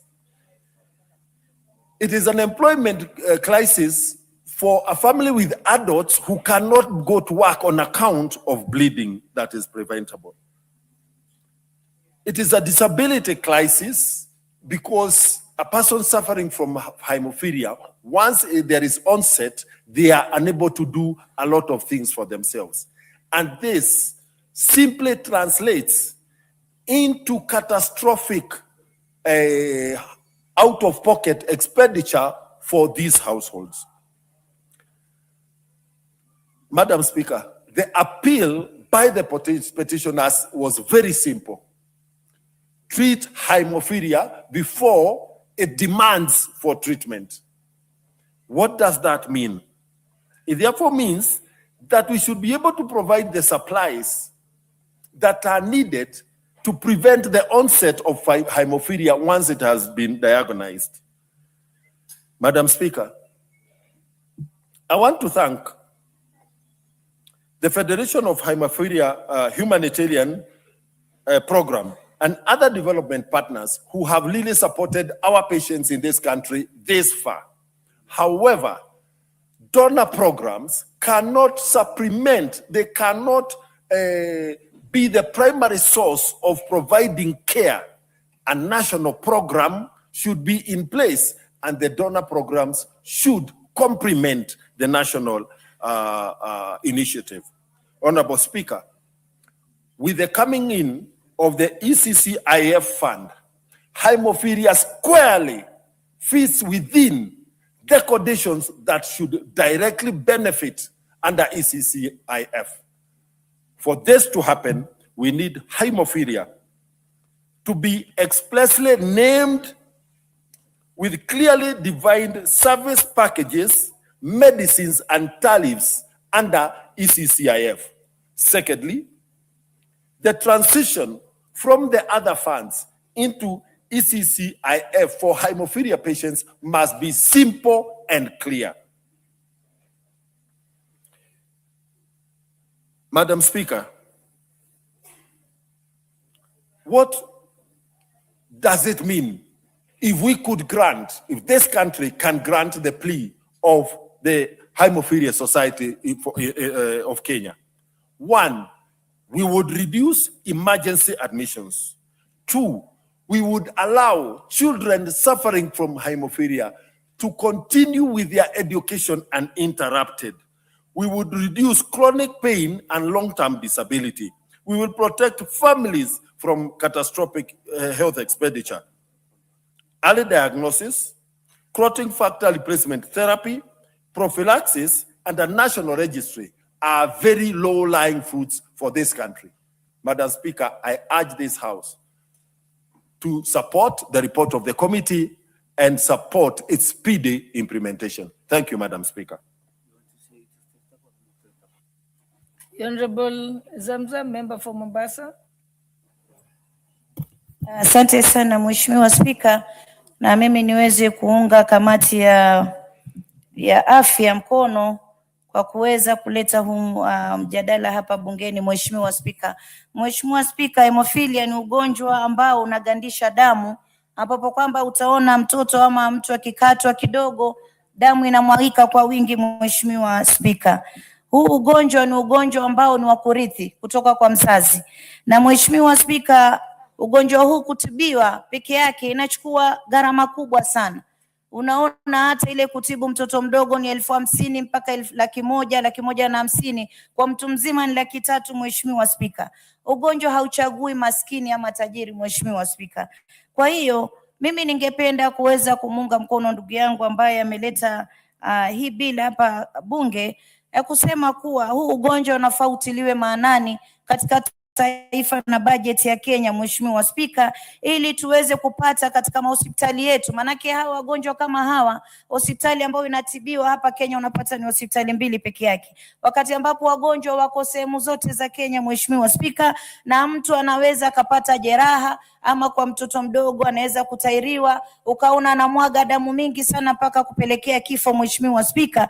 Kwa hiyo kuna mahitaji makubwa sana kuweza kupata huduma ya afya katika sehemu zote Kenya. Kisha pia katika SHA waiweke kuwa hiyo katika magonjwa ambao ni yale magonjwa ya dharura na ni magonjwa ambayo ni yale magonjwa mazito kama vile wanavyoweka high blood pressure, ugonjwa wa sukari. Pia hii iwekwa katika ile msururu, Mheshimiwa Spika, ili hawa watu kupika pale hospitali waweze kuangaliwa kwa uangalifu, Mheshimiwa Spika. Kwa hiyo mimi niweze tu kusema mmefanya jambo la maana sana. Huu ugonjwa vile ninavyosema hauchagui, na mtu anaweza kuwa pengine amedungwa hata sindani ama amekatwa na kijembe, unapata damu inamwaika nyingi na mtu hajui kama kwa mfano ana huo ugonjwa, Mheshimiwa Spika. Kwa hiyo huu ugonjwa ni ugonjwa ambao watu wengi hawana ufahamu nao. Mtu anaweza kuona tu mtoto ana overbleed akafikiria pengine ni kitu cha kawaida, kumbe ni ule ugonjwa wa hemophilia, Mheshimiwa Spika. Kwa hiyo mimi napenda kuunga mkono na niseme mahospitali yetu ndani ya Kenya tupate madaktari kila sehemu na waweze kupata mgao wa kuweza kukabili ugonjwa huu, Mheshimiwa Spika, kwa sababu ni ugonjwa ambao unachukua pesa nyingi sana kuweza kuutibu, Mheshimiwa Spika. Na mimi niseme hata nikipata pale Makadara Hospital tukapata daktari na SHA ikaweza kusimamia vizuri, Mheshimiwa Spika, kama mama kaunti wa Mombasa, naweza nikashukuru sana. Manake wagonjwa wengi hawajui kuna maradhi ambayo yanatokea na hawajui kuwa maradhi haya ni kitu fulani. Kwa hiyo kama kuokoa maisha ya mtu, ni madaktari lazima wawe karibu na hospitali zetu tuweze kutoa haya matibabu ama hizi services za hawa wagonjwa, Mheshimiwa Spika. Kwa hayo nashukuru sana. Before we go to the next speaker, I want to recognize the presence of Kambiamoto School from Rongai constituency, Nakuru County, and also Kisanana Primary School from Mogotio constituency, Baringo County, who are seated in the speakers gallery. We welcome you to the presence of Parliament. Asante.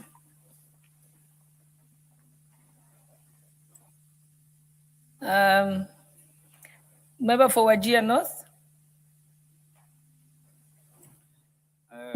Madam Speaker, I'm not a medical practitioner, neither a member of the Health Committee.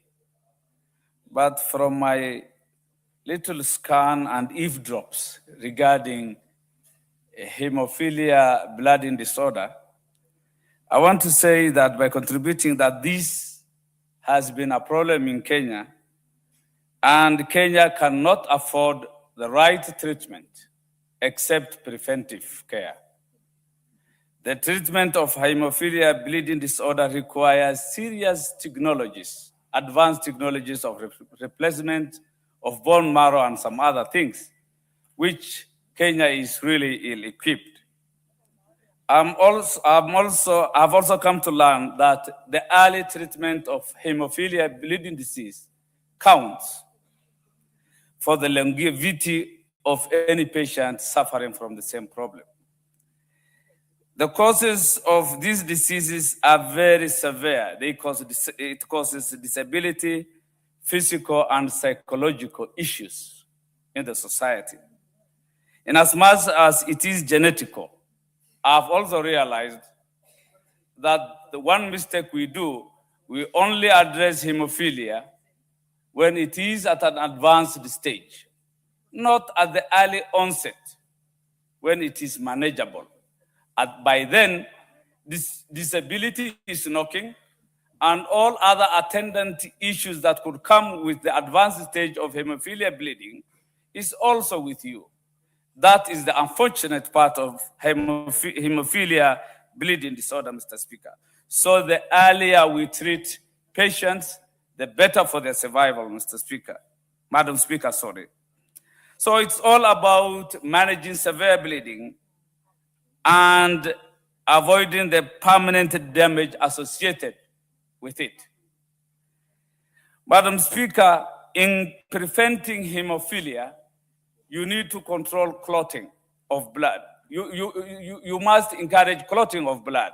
Lack of clotting is the cause of bleeding. And avoiding the issuance of blood thinning drugs to patients of hemophilia is also a concern. And making sure that there is enough civic education so that they are not engaged in extraneous, serious physical exercises. Low-level intensive exercises is required. Circumcision, as is common in the rural folks, is also a concern because you may happen to circumcise a patient of hemophilia, then that is the beginning of a problem, like ignorance on the part of those doing circumcision. Even there are those who are doing cupping traditionally. Cupping. And many, and even properly some dental measures have to be sensitive to hemophilia bleeding disorder patients. So we need actually a specialized way of handling this unique disease. Blood transfusion is one of them. We must have serious donors and blood banks across this country. I've realized the high costs associated with managing this disease. In Kenya, it's not treatable, it is only the management we are talking about. The high costs, we also depend on donor. Hardly do we budget and factor in this. I've realized it's only 14% of those who are affected, and that means there is low rate of diagnosis. Meaning many are out there unknown. So our statistics are not yet updated on hemophilia bleeding disorders, Mr. Speaker. Then there are issues of stigma, just like HIV/AIDS. Once you are seen to be bleeding, people associate you with all kinds of curses and unwarranted things to make you out of place in the society. Of concern to me is the rural community where I come from, northern Kenya, Wajir County. How do you treat a hemophilia bleeding disorder patients when there are only 14 facilities or so? That is to tell you the former professional hospitals and few in Nairobi are the only ones privileged to treat hemophilia diseases, Madam Speaker. The non-inclusion of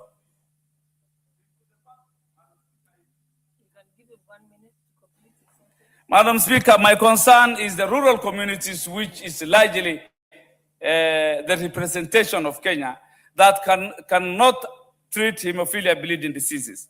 I come from Wajir, 56,000 square kilometers on the northern part of Kenya, Mandera, Marsabit County, Lodwar, Baringo, even let us Pokot. Many cannot really get the treatment that those around Nairobi can get. That means the rural communities require a facility that is at least closer to them, Madam Speaker. And lastly, I know SHA has been implemented quite recently. It is still having teething issues, but doing very well. I'm sure the Cabinet Secretary is listening to this debate. We also plead that this should be included in the public health insurance program in Kenya, so that we can at least give them the rights they so deserve. Those few lay contributions, I support. Thank you, the Honorable Member for Funyula. Thank you, Honorable Speaker. Let me also join my colleagues and the rest of Kenyans supporting this petition. And the report on the petition that was submitted by Mr. James Kago, the Treasurer of the Hemophilia Association of Kenya. Honorable Speaker, we might not have to say much, but Honorable Speaker, looking at the report as presented by the committee and looking at several presentations, and allow me, Honorable Speaker, to quote the one from the Ministry of Health, which says hemophilia is a hereditary bleeding disorder arising from a deficiency of clotting factors, resulting in prolonged bleeding episodes, increased risk of a disability, and significantly reduced quality of life for affected individuals. However, Honorable Speaker, there are 3 or so telling issues here that raises a lot of concern. One is the lack of specialized medical facilities that can diagnose, treat the condition. Number 2 is the chilling fact that the treatment of this disorder is not covered in the Social Health Authority program. Those 2 issues are really chilling issues. Honorable Speaker, we pride ourselves. We have talked endlessly how we tend to achieve universal health care. These kind of medical conditions, being rare as they are and being complicated as they are, and I have it from Dr. Nyikal, that the condition is not treatable, it is only managed. So it needs to be managed in an orderly manner. Honorable Speaker, it's also on record that it is costly to manage this condition because you never know when it will hit and you do not know how long somebody will bleed because the clothing that normally happens to stop further bleeding is the cause of this matter. Honorable Speaker, I also now want to address the committee observations and recommendations, which are fairly elaborate, and since being not a medical doctor, I don't want to go into matters that is not my forte, but only to note a few issues that have been highlighted by the committee. That number C, for example, paragraph 56C, the committee recommends the Cabinet Secretary, Minister of Health, and the Social Health Authority, and the Benefits Package and Tariffs Advisory Panel to develop comprehensive hemophilia benefits package under the Primary Health Care Fund, the Social Health Insurance Fund, and the Emergency Chronic and Critical Illness Fund. Honorable Speaker, this is where we can start this debate. However, Honorable Speaker, in all subsequent or the successive budgets, national budgets, appropriation bill, we has always come out very clear that both the primary healthcare component fund and the emergency chronic and critical illness fund is grossly underfunded. Grossly underfunded. It therefore means that even this recommendation and prayer can only be for soothing the soul of the patients, but we need to find ways and means of making it a reality. Honorable Speaker, the second recommendation that is also important is the issue that the Ministry of Health and the county governments regularly trains community health promoters and community health officers and assistants on early identification and referral of bleeding disorders.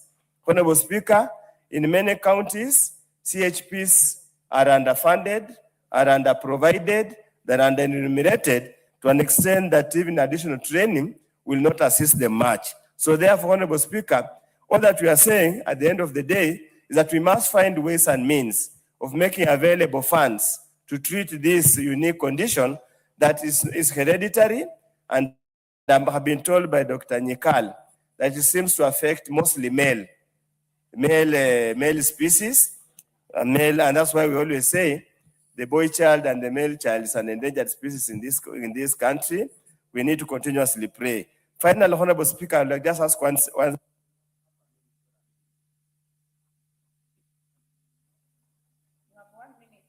Yes, Honorable Speaker, the petitioners and again the committee has said that we should consider this as a disability.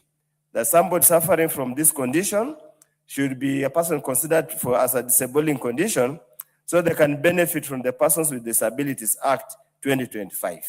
I totally agree, and I propose that further, Honorable Speaker, there was a debate some days back on our WhatsApp group that says some social disorders, some disorders should also be considered as a matter of disability. But when that petition finally comes to the floor of the House, I hope we'll be allowed to debate it robustly, probably later in the night when children are asleep.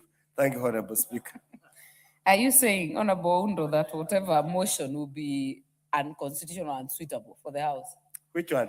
The one you're going to bring.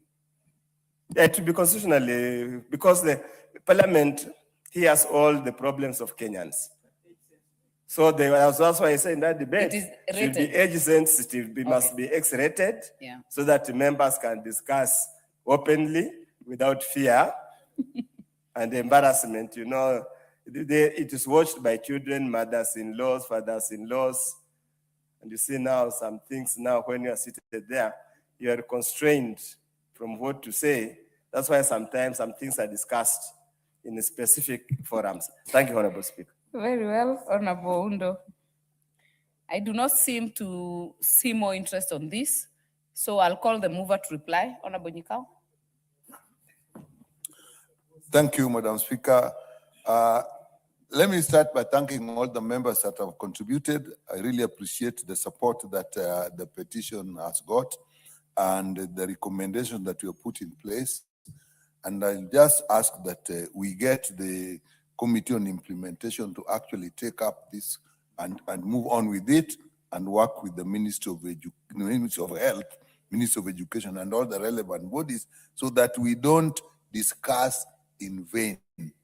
And I think as a committee, we'll actually follow up. There are some like financial provisions in the budget, those will follow up. It's something we need to take up. And therefore, Madam Speaker, once again, let me thank my committee, all those contributions you have had, and I beg to reply.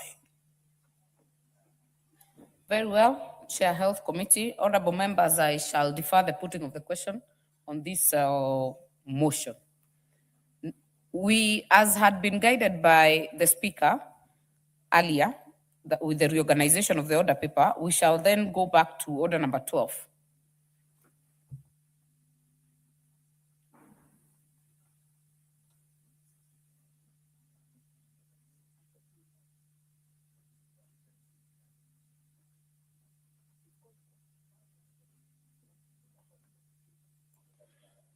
Honorable members, in the Speaker's gallery, we have the members of the Hemophilia Association.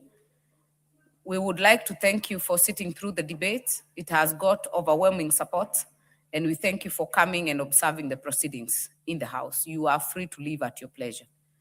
Next order.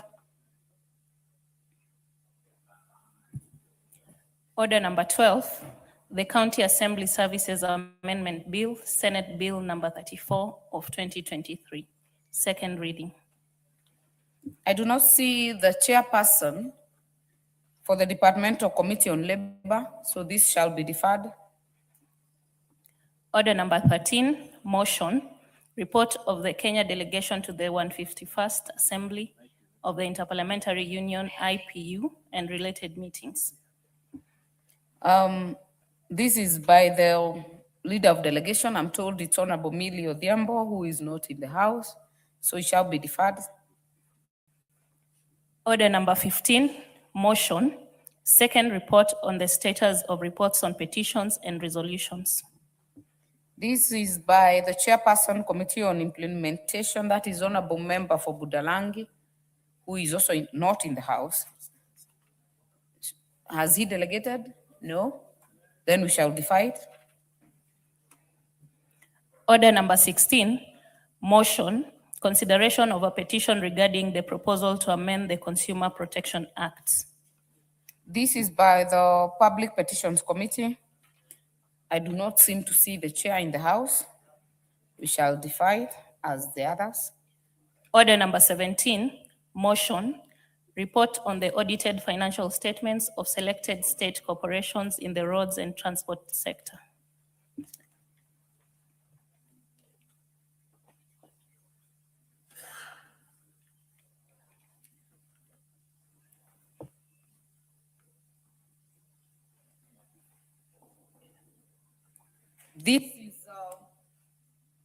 This is by the chairperson, Public Investment Committee on Commercial Affairs and Energy. Is the chair in the house? If not, we defer it.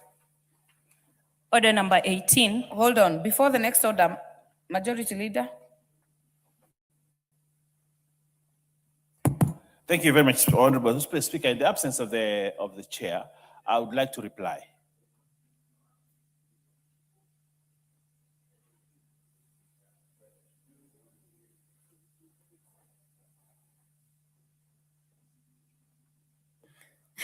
Honorable Owen, you want to reply on order number 21? We are not there yet. We are, hold on. We are. My apologies. Yes, we've just dealt with order number 17. Okay. Now we go to order number 18. All right. Order number 18, the Books and Newspapers Amendment Bill, National Assembly Bill number 47 of 2025, second reading. I don't know where the chairs are. This for the chairperson, Parliamentary Broadcasting and Library Committee. And I say that because as the vice chair of Liaison Committee, this committee has complained a lot that this bill has not come for second reading and they are not in the house, so it shall be deferred. Yes, Honorable, is that on Choke? Yes. What is out of order? Do you want to move? I've just spoken with the chairs around the corner. Should be here in a minute. It's already been passed. We've already deferred it. Next. Order number 19, motion for the report on audited financial statements for the National Assembly Constituencies Development Fund. This by the chairperson, Decentralized Funds Account Committee. Again, not in the house, shall be deferred. Next order. Order number 20, the County Library Services Bill, Senate Bill number 40 of 2024, second reading. The chairperson, Departmental Committee on Sports and Culture, not in the house, shall be deferred. Next order. Order number 21, the Business Laws Amendment Bill, Senate Bill number 51 of 2024. This is under the leader of the majority. Still on second reading. I do not see any interest for debate, so I shall call Honorable Owen Bayer to reply. Thank you very much, Honorable Speaker. Honorable Speaker, in reply from the majority side, Honorable Speaker, we'd like to say that we need to create a good and conducive environment for doing business in this country.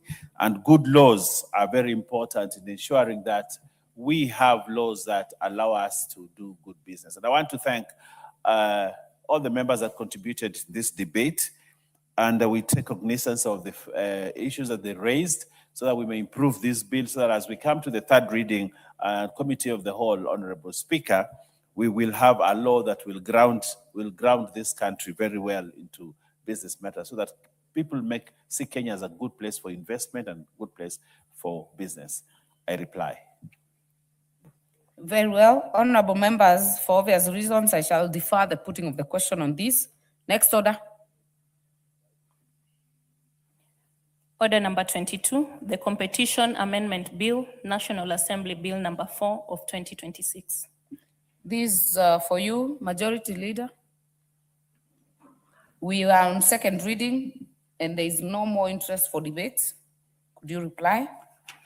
Yes, Honorable Speaker, I beg to reply on the Competitions Amendment Bill, National Assembly Bill number 4 of 2026, and say this, Honorable Speaker, the competition law has been in existence in this country, and it is time that we amend it.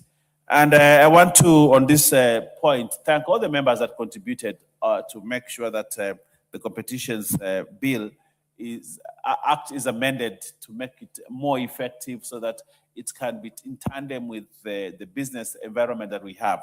The business laws, Honorable Speaker, and the Competitions Amendment Bill, both, Honorable Speaker, in a way trying to midwife this country into the next level of development, especially in business. And therefore, I want to say thank you. We take cognizance of the matters that arose and the members that brought out the issues, and we will make this a better bill as we move to the to the committee of the whole.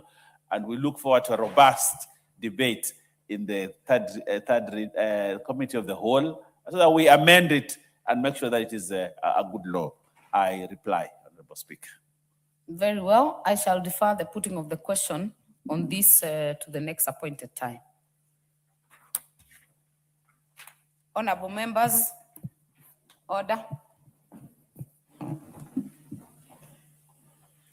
Honorable members, in the time being 5:17 p.m., this House stands adjourned until Wednesday, tomorrow, 29th July 2026 at 9:30 a.m.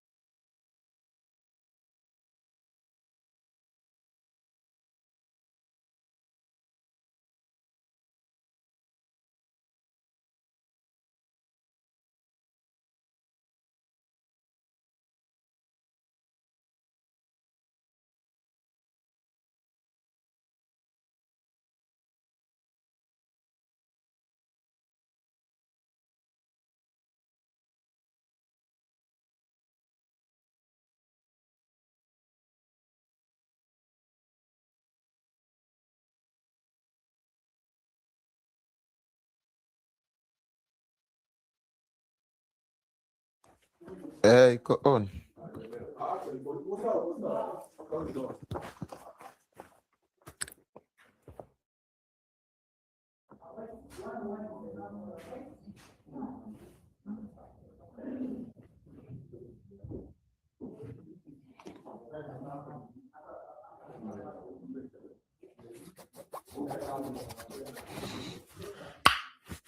Wagwan teacher. Hello.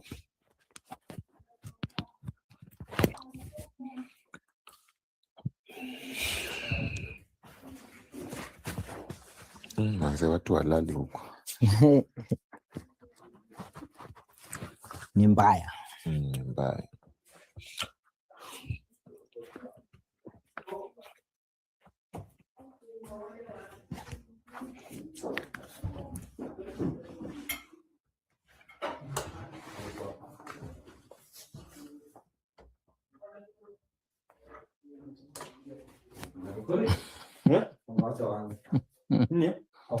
Tuko on. Adevdo? Sawa sawa. Video pandisha ama tuseme ulikula mkate. Historia ya mkate bwana. Ni mbaya. Aya, hamjamboni, habari yenu, habari ya asubuhi. Ni asubuhi manzee, Ni Tuesday. ni asubuhi Jumanne ya asubuhi. Tunasema asanteni sana kwa kukaa na sisi manzee, kuanzia jana yote, kuanzia jana mpaka saizi manzee, hatuwezi ichukulia kimzaha. Yani tunasema tu tunashukuru na Mungu awabariki. Sawa sawa. Yani kuanzia jana uko tu kwa simu yako, uko kwa televisheni yako. Kuna mwingine mtu kama Zipi ameenda ako tu na simu kwa malazi hivi. Emiliano Okote ako tu na simu kwa matandiko hivi. Ian Bomba ako tu na simu hivi. Najua sasa ni masaa mzuri za kuwatch kwa simu. TV inaweza kushinda. Mmekaa na sisi mpaka mnasema tu lazima musikilize Kenyan Prince, mtu tajiri mwenyewe. Tunasema asanteni sana, hatuwezi kichukulia kimzaha. Sawa? Sasa tuwezi sema tu uko unatazama runinga na uko kazini. Ai, kuna waruninga sai kazini, kuna ule kasika kazi pia kunao, si kuna mahali ni mchana saizi. By the way, watu wetu wenye mko ugaibuni manze, tunasema asanteni sana. Mko tu didi. Ni mchana huko mali huko, si ndio? Kama ni mchana mali huko tunasema you are very lucky, na kama ni usiku mali huko tunasema manze, asante sana sana sana kwa kusimama na sisi. Asante sana sana. Mimi unanijua kama Dapaman, co-host on Obina Show Live, na niko na mwenzangu ambaye anaitwa Mutumishi Asante Yesu, the only man who is handsome in western part of this world and Kenya. Asante Yesu. Tumesema mahali unatutizama, shukran sana. Tunajua ni mchana, usiku, asubuhi, kumekucha, kuna kuchua. Shukran sana. Shukran sana. Na ukiwa karibu na mwenzako ama uko peke yako, smile. Na unampatia high five. Hey. Na swadakta amengua mwenzangu Mtumishi ambaye ni mcheshi bora nchini na nje ya nchi. Ni mtu ambaye ameibua masaibu mengi sana kwenye mtandao.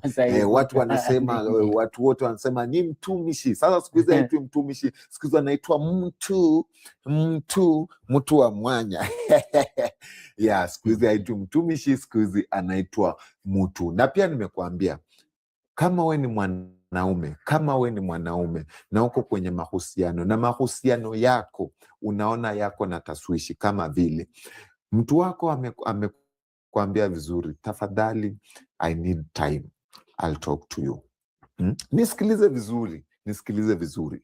Uko kwa mahusiano, uko kwa relationship, demu yako anakuambia I'll talk to you later, nitaongea nawe baadaye, nitakutext baadaye nikikuwa sawa.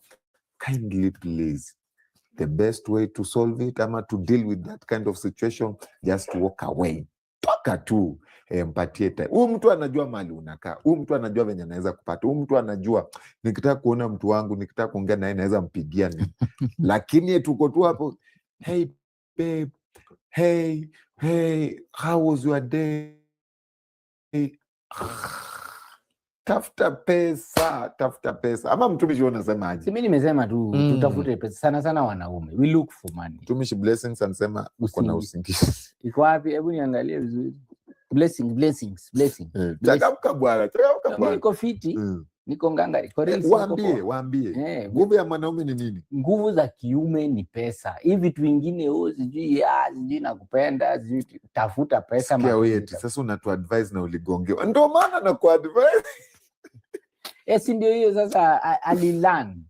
You learn. Usipo learn we learn from our mistakes. See other people's mistakes. Mpaka uisikilie mwenyewe kwa mishipa. Usipoisikilia hapo mwingine, mimi nitakupea stories za japa. Hiyo ilikuwa yako, sawa. Ngojea yako ifike. They might be your future. Mimi sitaki. Na ndio anasema uligongewa. Niko na mtu. Niko na mtu. Bas. So hii vitu iko, kugongewa iko, hata ilianza kwa Biblia. Daudi alikongea Uria. Hiyo nayo iko. Daudi chua. Naye ndio alipendwa na Mungu. Yeah. So mtu wa kugongana kwanza ndiye anapendwa na Mungu sana. So kama uko na masikio vizuri, umesikia, na kama itakusaidia. Usishinde kwa simu kila saa una beg, una simp, utaitwa Simpson bro. Kwa ngumu. Leavin anasema Mtumishi, patia Dapaman high five yangu. Hebu nione kwanza. Leavin. Leavin. Leavin. Anaitwa Leavin. Leavin, si Leavin. Mimi ndio nakwambia ni Lea Alvin. Hebu lete hiyo high five. Sisi ndio hiyo Leavin nimepeana. Mwa. Mwa. Mwa. Pia umfanyie basi. Mwa.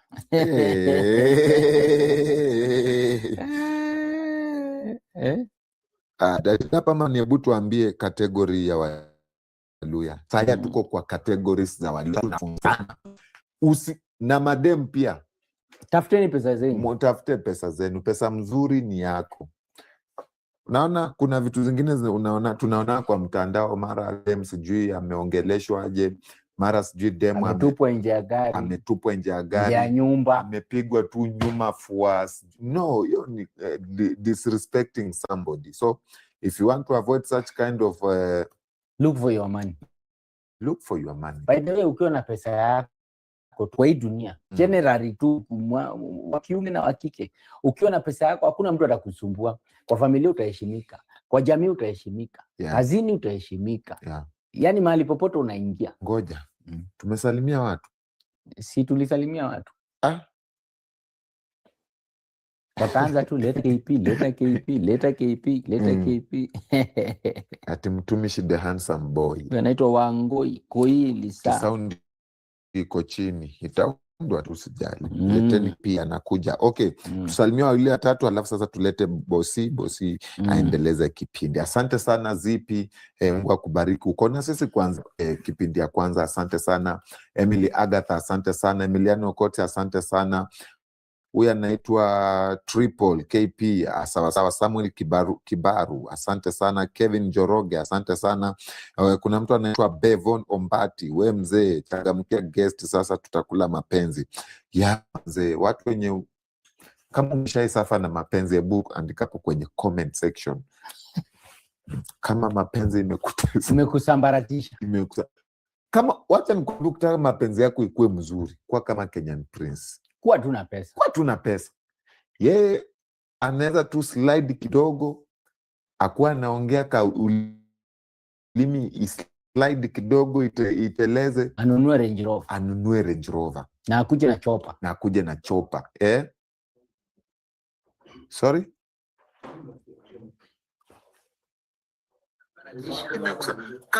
Iko on. Yeah. Pango Ilisa tunakutaja jamani. Yeah. So vitu za hey babe, you know I love you. I can do anything for you. You know you are my eyes. You need... Bila pesa. Wanakuangalia, wanaona mangi. Wanaona ikondo. Huyu mtu anasema nini? You love without money. Eroko ngondo. Wewe tafuta pesa uone tu mapenzi vile inafulo. Hata ideas unaleteangwa kwa meza, unaambiwa tap. Ukifanya hivi mtu wako hivi na hivi itatrend, hivi na hivi itakuwa. Kwanza unajua ukiwa na pesa kwanza unapangwangwa. Wewe ukikosa pesa, mimi sijui hapo niambie. Mimi hiyo ni gani? Uko kwa video? Hiyo mizi wa video gani? Kwa video na baby oil somewhere. Hapana. What is honest? Unajua shiwo sha ujui hiyo watu ukuru wame ati dapa always looking sharp. We Morio we Morio surely dapa kona overall sharp. Morio, you know the meaning of sharp? I'm a sharp boy. Spend venye Morio niambie tunakaa sharp. Basi unajua kila mtu anaona sharpness yake. Kuna vile labda hiyo kati imeingia vizuri ni sharp. Hiyo Stacy, asante. Stacy anasema dapa mapenzi ni devil worshiper. Kama una pesa, kama uko nayo, kama watu kama sa mtumishi, mapenzi mshtu. Huko nilitoka. Mimi ninasemanga kila siku. Money, money, money. Money. Testimony. Tudapo utafika utawala sanga. Tuko kazi. Tunatafuta sasa ndio tukue na mapenzi mzuri. Wewe unasema mambo ya kufika utawala. Ai. Wacha kuuliza stori za utawala.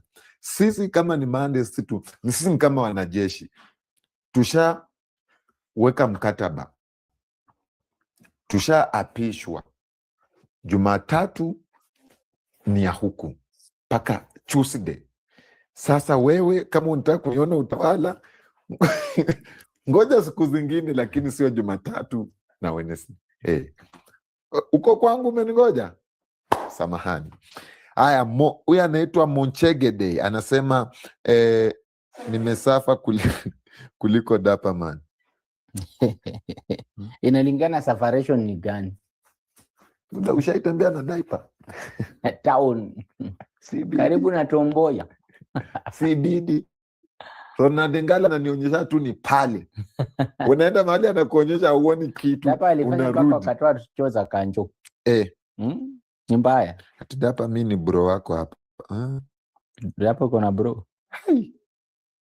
Mshaanza kukuja sio? Mtumishi tamko la siku. Tafuta pesa. Money is everything. Pesa ndio kila kitu. So unasema kama una pesa wachana na mapenzi. My friend, utadharauliwa yani hata mwili yako yeye inakudharau.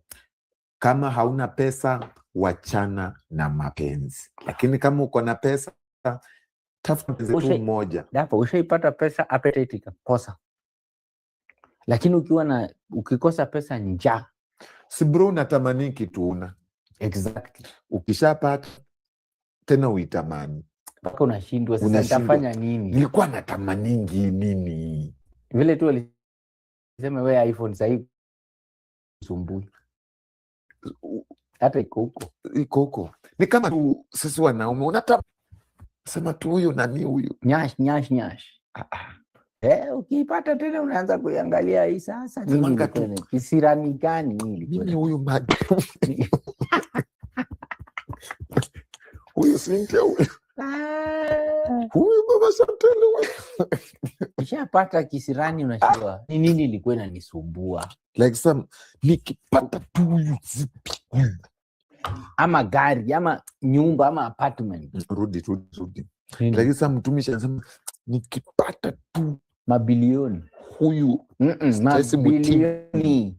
Wacha mambo ya stress. Nikipata Latifa akiingia tu hapa Latifa ni bonge. Latifa ile siepa ngoni ana tena pesa. Ni look for tu kwa pesa. Uone tu vitu zikikufuata hivi. Unaleta yangu ideas, unaambiwa kitu ya kujenga, unaambiwa vile itavaa. Sikia mwingine. Dapa nauza kuku, unaweza chukua. Hai masaa kununua kuku. Hii ni masaa ya kutengeneza pesa.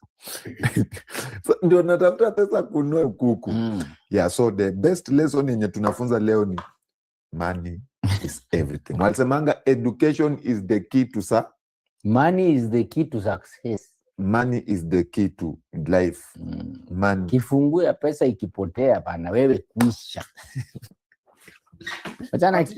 Money is the key to life. Education is the key to success. But money is the key. That money buys that education, takes you to school and life. Nowadays, money can... education is the key to success. And money is? Key to life. Money is the one that unlocks that education. Without money... With money, you don't need education. Well... With money, you can buy success directly.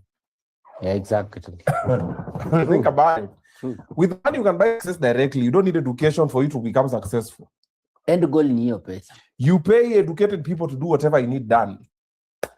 Unataka mtu akudrive, lipa driver akuendesha. Unataka mtu akufile taxes, mtu akufanya nini, mtu akupatia investment plans, nini, everything. When you kuamuka na coexist. When we have a bunch of people do that. See, social media imefanya siku hizi, we have a lot of microwave. It's called microwave success. Mtu anamuka leo, amefuata deal 2 nini, ameshaomoka kidogo, ametafuta watu amfanya hivi na hivi na hivi, boom. Life inasonga. Life goes soft on. life. Kama AI imefanya maisha sahihi.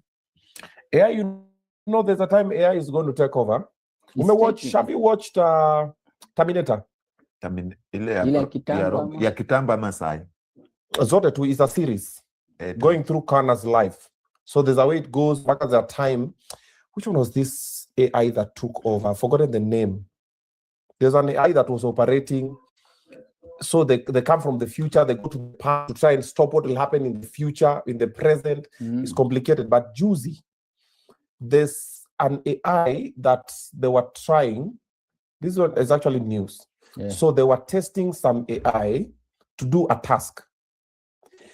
The AI broke out of the safe zone because when you test them, there's a safe zone that you put. So kama fangs, yeah, AI. So it broke out of the safe zone. Magi kama ushike hivi pole pole. Tena usilie. Oh, Hapo tena ndio shika hivi tu. Wametukataza kulia. Tumekatazwa tu hapa.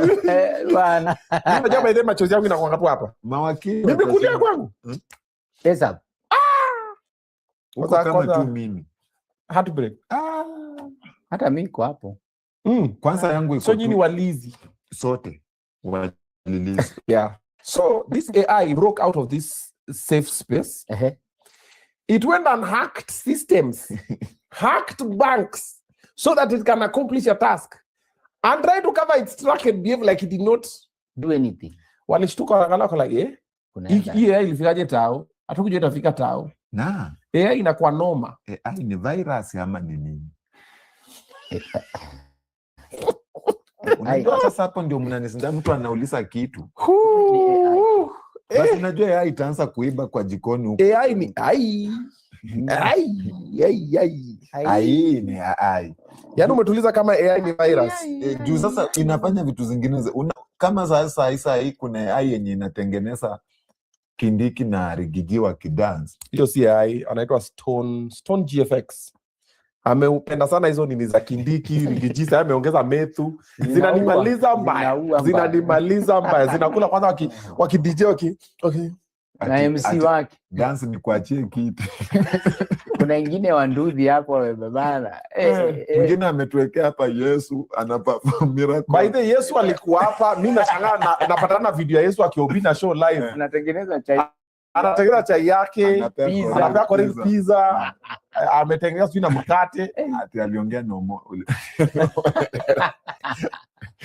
AI. And then also in China and I think Beijing, we have robots now doing things that people are doing. For example, what are the reso?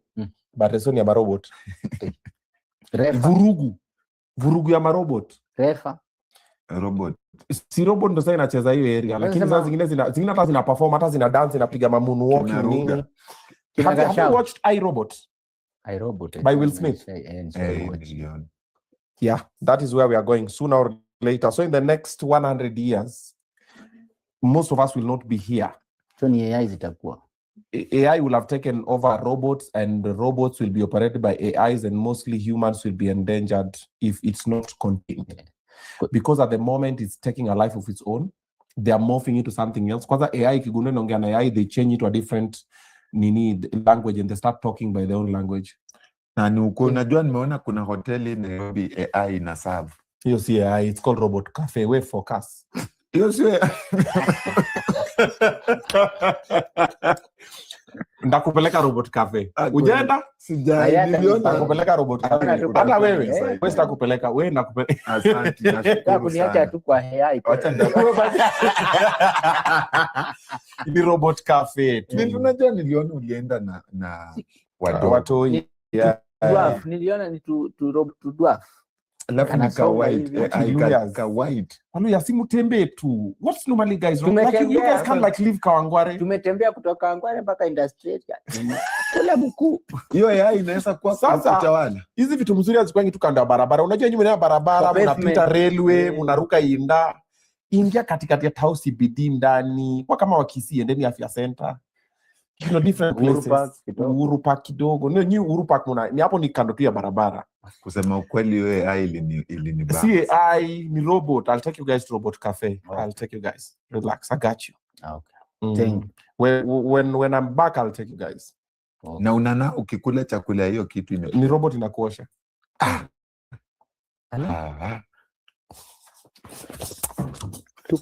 Tuko sawa. Hapo za mdosi. Umetuweka sawa. Kasifua. Aipu. Umepangusa. Lakini bado 1,200, 1,300, 1,000. Standard. Najua ni venye tu watu wamengoja Kenya ni Prince. Niko tena na chai ingine. Wacha hiyo ni next. So nipatie tu headline. Nakumbuka Ni headline. We kwenda. Mwisho itaki uzembe. Inafaa iende.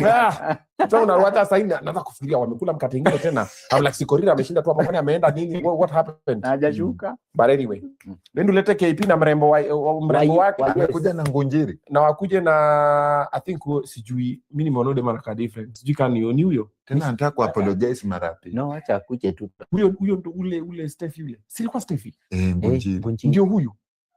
Sijamuona, acha thank you. Tafuta pesa kuja. Kafaini Melanie. Tafuteni pesa. Mwache kusema ati mademu wamechapa sijui nitafute mbona demu Kenya Prince ako naye. Amefaa pia nyeupe. Akona nywele kama ya Waria. Mtamuona si atakuja hapa. Tafuteni pesa bwana. Sasa nilikuwa naambia ndugu yangu. No, nafikiria tu Mama Fua is the most beautiful woman umeona huko Matasia. Hata sivyo nimeambia ndugu yangu kabla ukuje tafuteni pesa. Exactly. Haya. Ungekuwa na pesa tungekuwa tumekule hoteli ya yai. No, kukaa vema ndio tutaenda. Yaani tunaongea mambo ya tafuta pesa. Look at this guy. Tafute pesa. Utembee na mademu warembo, wewe unasema ungekuwa umekula hoteli ya what? Lakini si pesa unaweza hata kula kwa hiyo hoteli AI kusaa. Mangondo full stop. David anza kipindi wewe saidiki. I am. Check guys. Ni water. This is Obina Show Live. Coming to you live from Obina TV studios.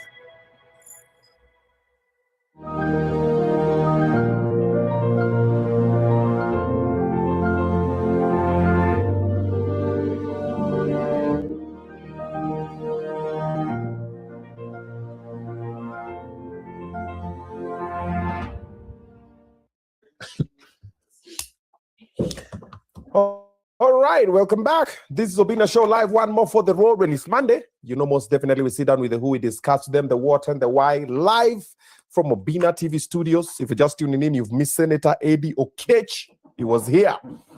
Maze, Eddie, yeah. You need to catch up with that episode. He's a different breed. Yeah, if you look at him when he talks and then you've seen the way he behaves, the way he came, is a different breed. You need to catch up with that one. Before that one, you also had Keith Muoki, and before that one, we had Siggy Johnson. They had very interesting conversations about relationships. Go and check that out. But for now, we had to save the best for last. Last Monday was to come, got held up kidogo. Now he's here today, and he's come with the missus, the one and only Kenyan Prince. In a short while, is gonna be coming up. Umeenda kumleta kumtoa huko kwa Range Rover huko nje. Ndio amemtoa kwa trading. Yeah. All right, but if it's your first time here, tafadhali comment, like, and subscribe, because when you do subscribe, we appreciate Maze. That's the only help we need from you, and you get to like the guest recommended to other people. And we do have a QR code up here. You can get to scan it and gift the show. Gift us a soda or a crate of soda, and we'll very, very much appreciate it. All right, asante sana. Again, on Show Live, Kenya Prince and the Mrs. Makofi tafadhali. Hawa wamekuwa familia saizi. Mpaka ukapiga suti. Hii ni mpya, si ndio? Karibu. Thank you. Shemeji yako? Amekuwa upepo. Baada anafungiwa nini? Anajiconfirm. Anaga vifuza Range Rover zibebwe. Madam. Vifunguzi sigware nails.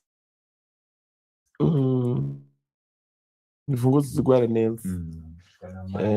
So hii suti ukishavaa leo unamalizana na hivyo. Ushainiona nimerudia suti. Sema ukweli. Nimekuona na suti twice. Nimekuona na suti twice. Si when I interviewed you. Hapo comment section unajua. For real? Yeah. Medo. Mimi I don't repeat suits for real. Uliza bibi yangu akonfirm.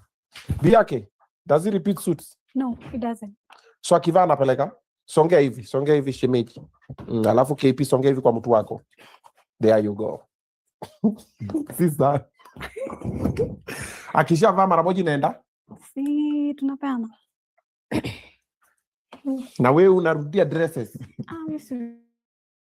Pia mi. Pia ukivaa unapeana? Mimi nikivaa itaenda tu. So kai utapeana? Kwa nani? Sitapeleka maybe children's home. Watoto wa children's home wavae dress? Si ndio, si there's our teens.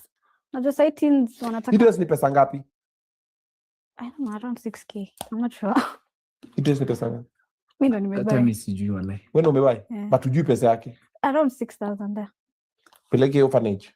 So unapeleka nguo zako orphanage shemeji? No, so okay, it's good helping people. I'm not saying it's bad helping people. But birds of a feather. Unaona ametembea na Kenya Prince ameanza kuongea kama Kenya Prince. Last time nilimuinterview huyu alikuwa ongei. Last time it was the first ever, like first time to be on mic. Interview. Yes. Kalikuwa kamenyamaza. Saika kuna nywele ya white. Huyu kwanza akienda kwa ile hoteli ya yako sawa. Karibisha wageni. Nie. Hautachoma huko sawa? Ndugu yetu. Hatutaki tu ribia apology. Ngujiri, si ndio? Hapana, si Steffi. Si ndio Ngujiri? Wewe sema tu Steffi. Sema shemeji, it's safe. Unajua, normally, let me tell you guys a time story. Maybe KP knows this. So for men, anytime you meet your boy with a new shorty, hamwezi muulizana jina. So leo umenibit na huyu kesho, shemeji ni aje? He's been telling us a lot about you. Kesho another person, shemeji. Baadaye huwezi ati ule anaitwa nani? So mashemeji wanakuanga na AK. So for example, kama Stevie atakuwa shemeji wa nywele ya white. Allah. So next time we meet, na ule shemeji wa nywele yake alienda pia, ule mazole kwa mtiaji mazee. Na ule mshemeji mfupi, ule mshemeji. So kuna haujuangi jina. Like unajua mimi sijui juu. Me I've been dating my entire life. So I don't know about these things. Ujai ni mambo zako na mashemeji? Sinanga mashemeji. Hai. Wewe jua. Okay. Kenyan Prince wewe atakunywa hii tu kweli. Coca-Cola bora iko warm. Iko hiyo iko. Coca-Cola. Tunaweza kuchemsha iko kwa jokofu sana tunachemsha hapo. Una warm. Anyway, shemeji. Yes. Karibu sana. Thank you. Nitakusaidia kipi? Maji fufutende ya vuguvugu, sarubati ya machungwa, ama tuende kwa vileo, tuko na mateli, bombo, wine, gani? Mimi hiyo orange juice. Sarubati ya machungwa. Kenyan Prince umesema. Hata mimi acha nikunywe hiyo yenye na pia. Tabidi leo nimefocus. Stick kwa moja. My wife. What were my wife wameingia no niko sawa. Sawa. I'm fine. Have you guys been since last time? Tuko tusionana. Nimeona. Tuna push gurudumu la maisha. We've been pushing, you know. So you guys have been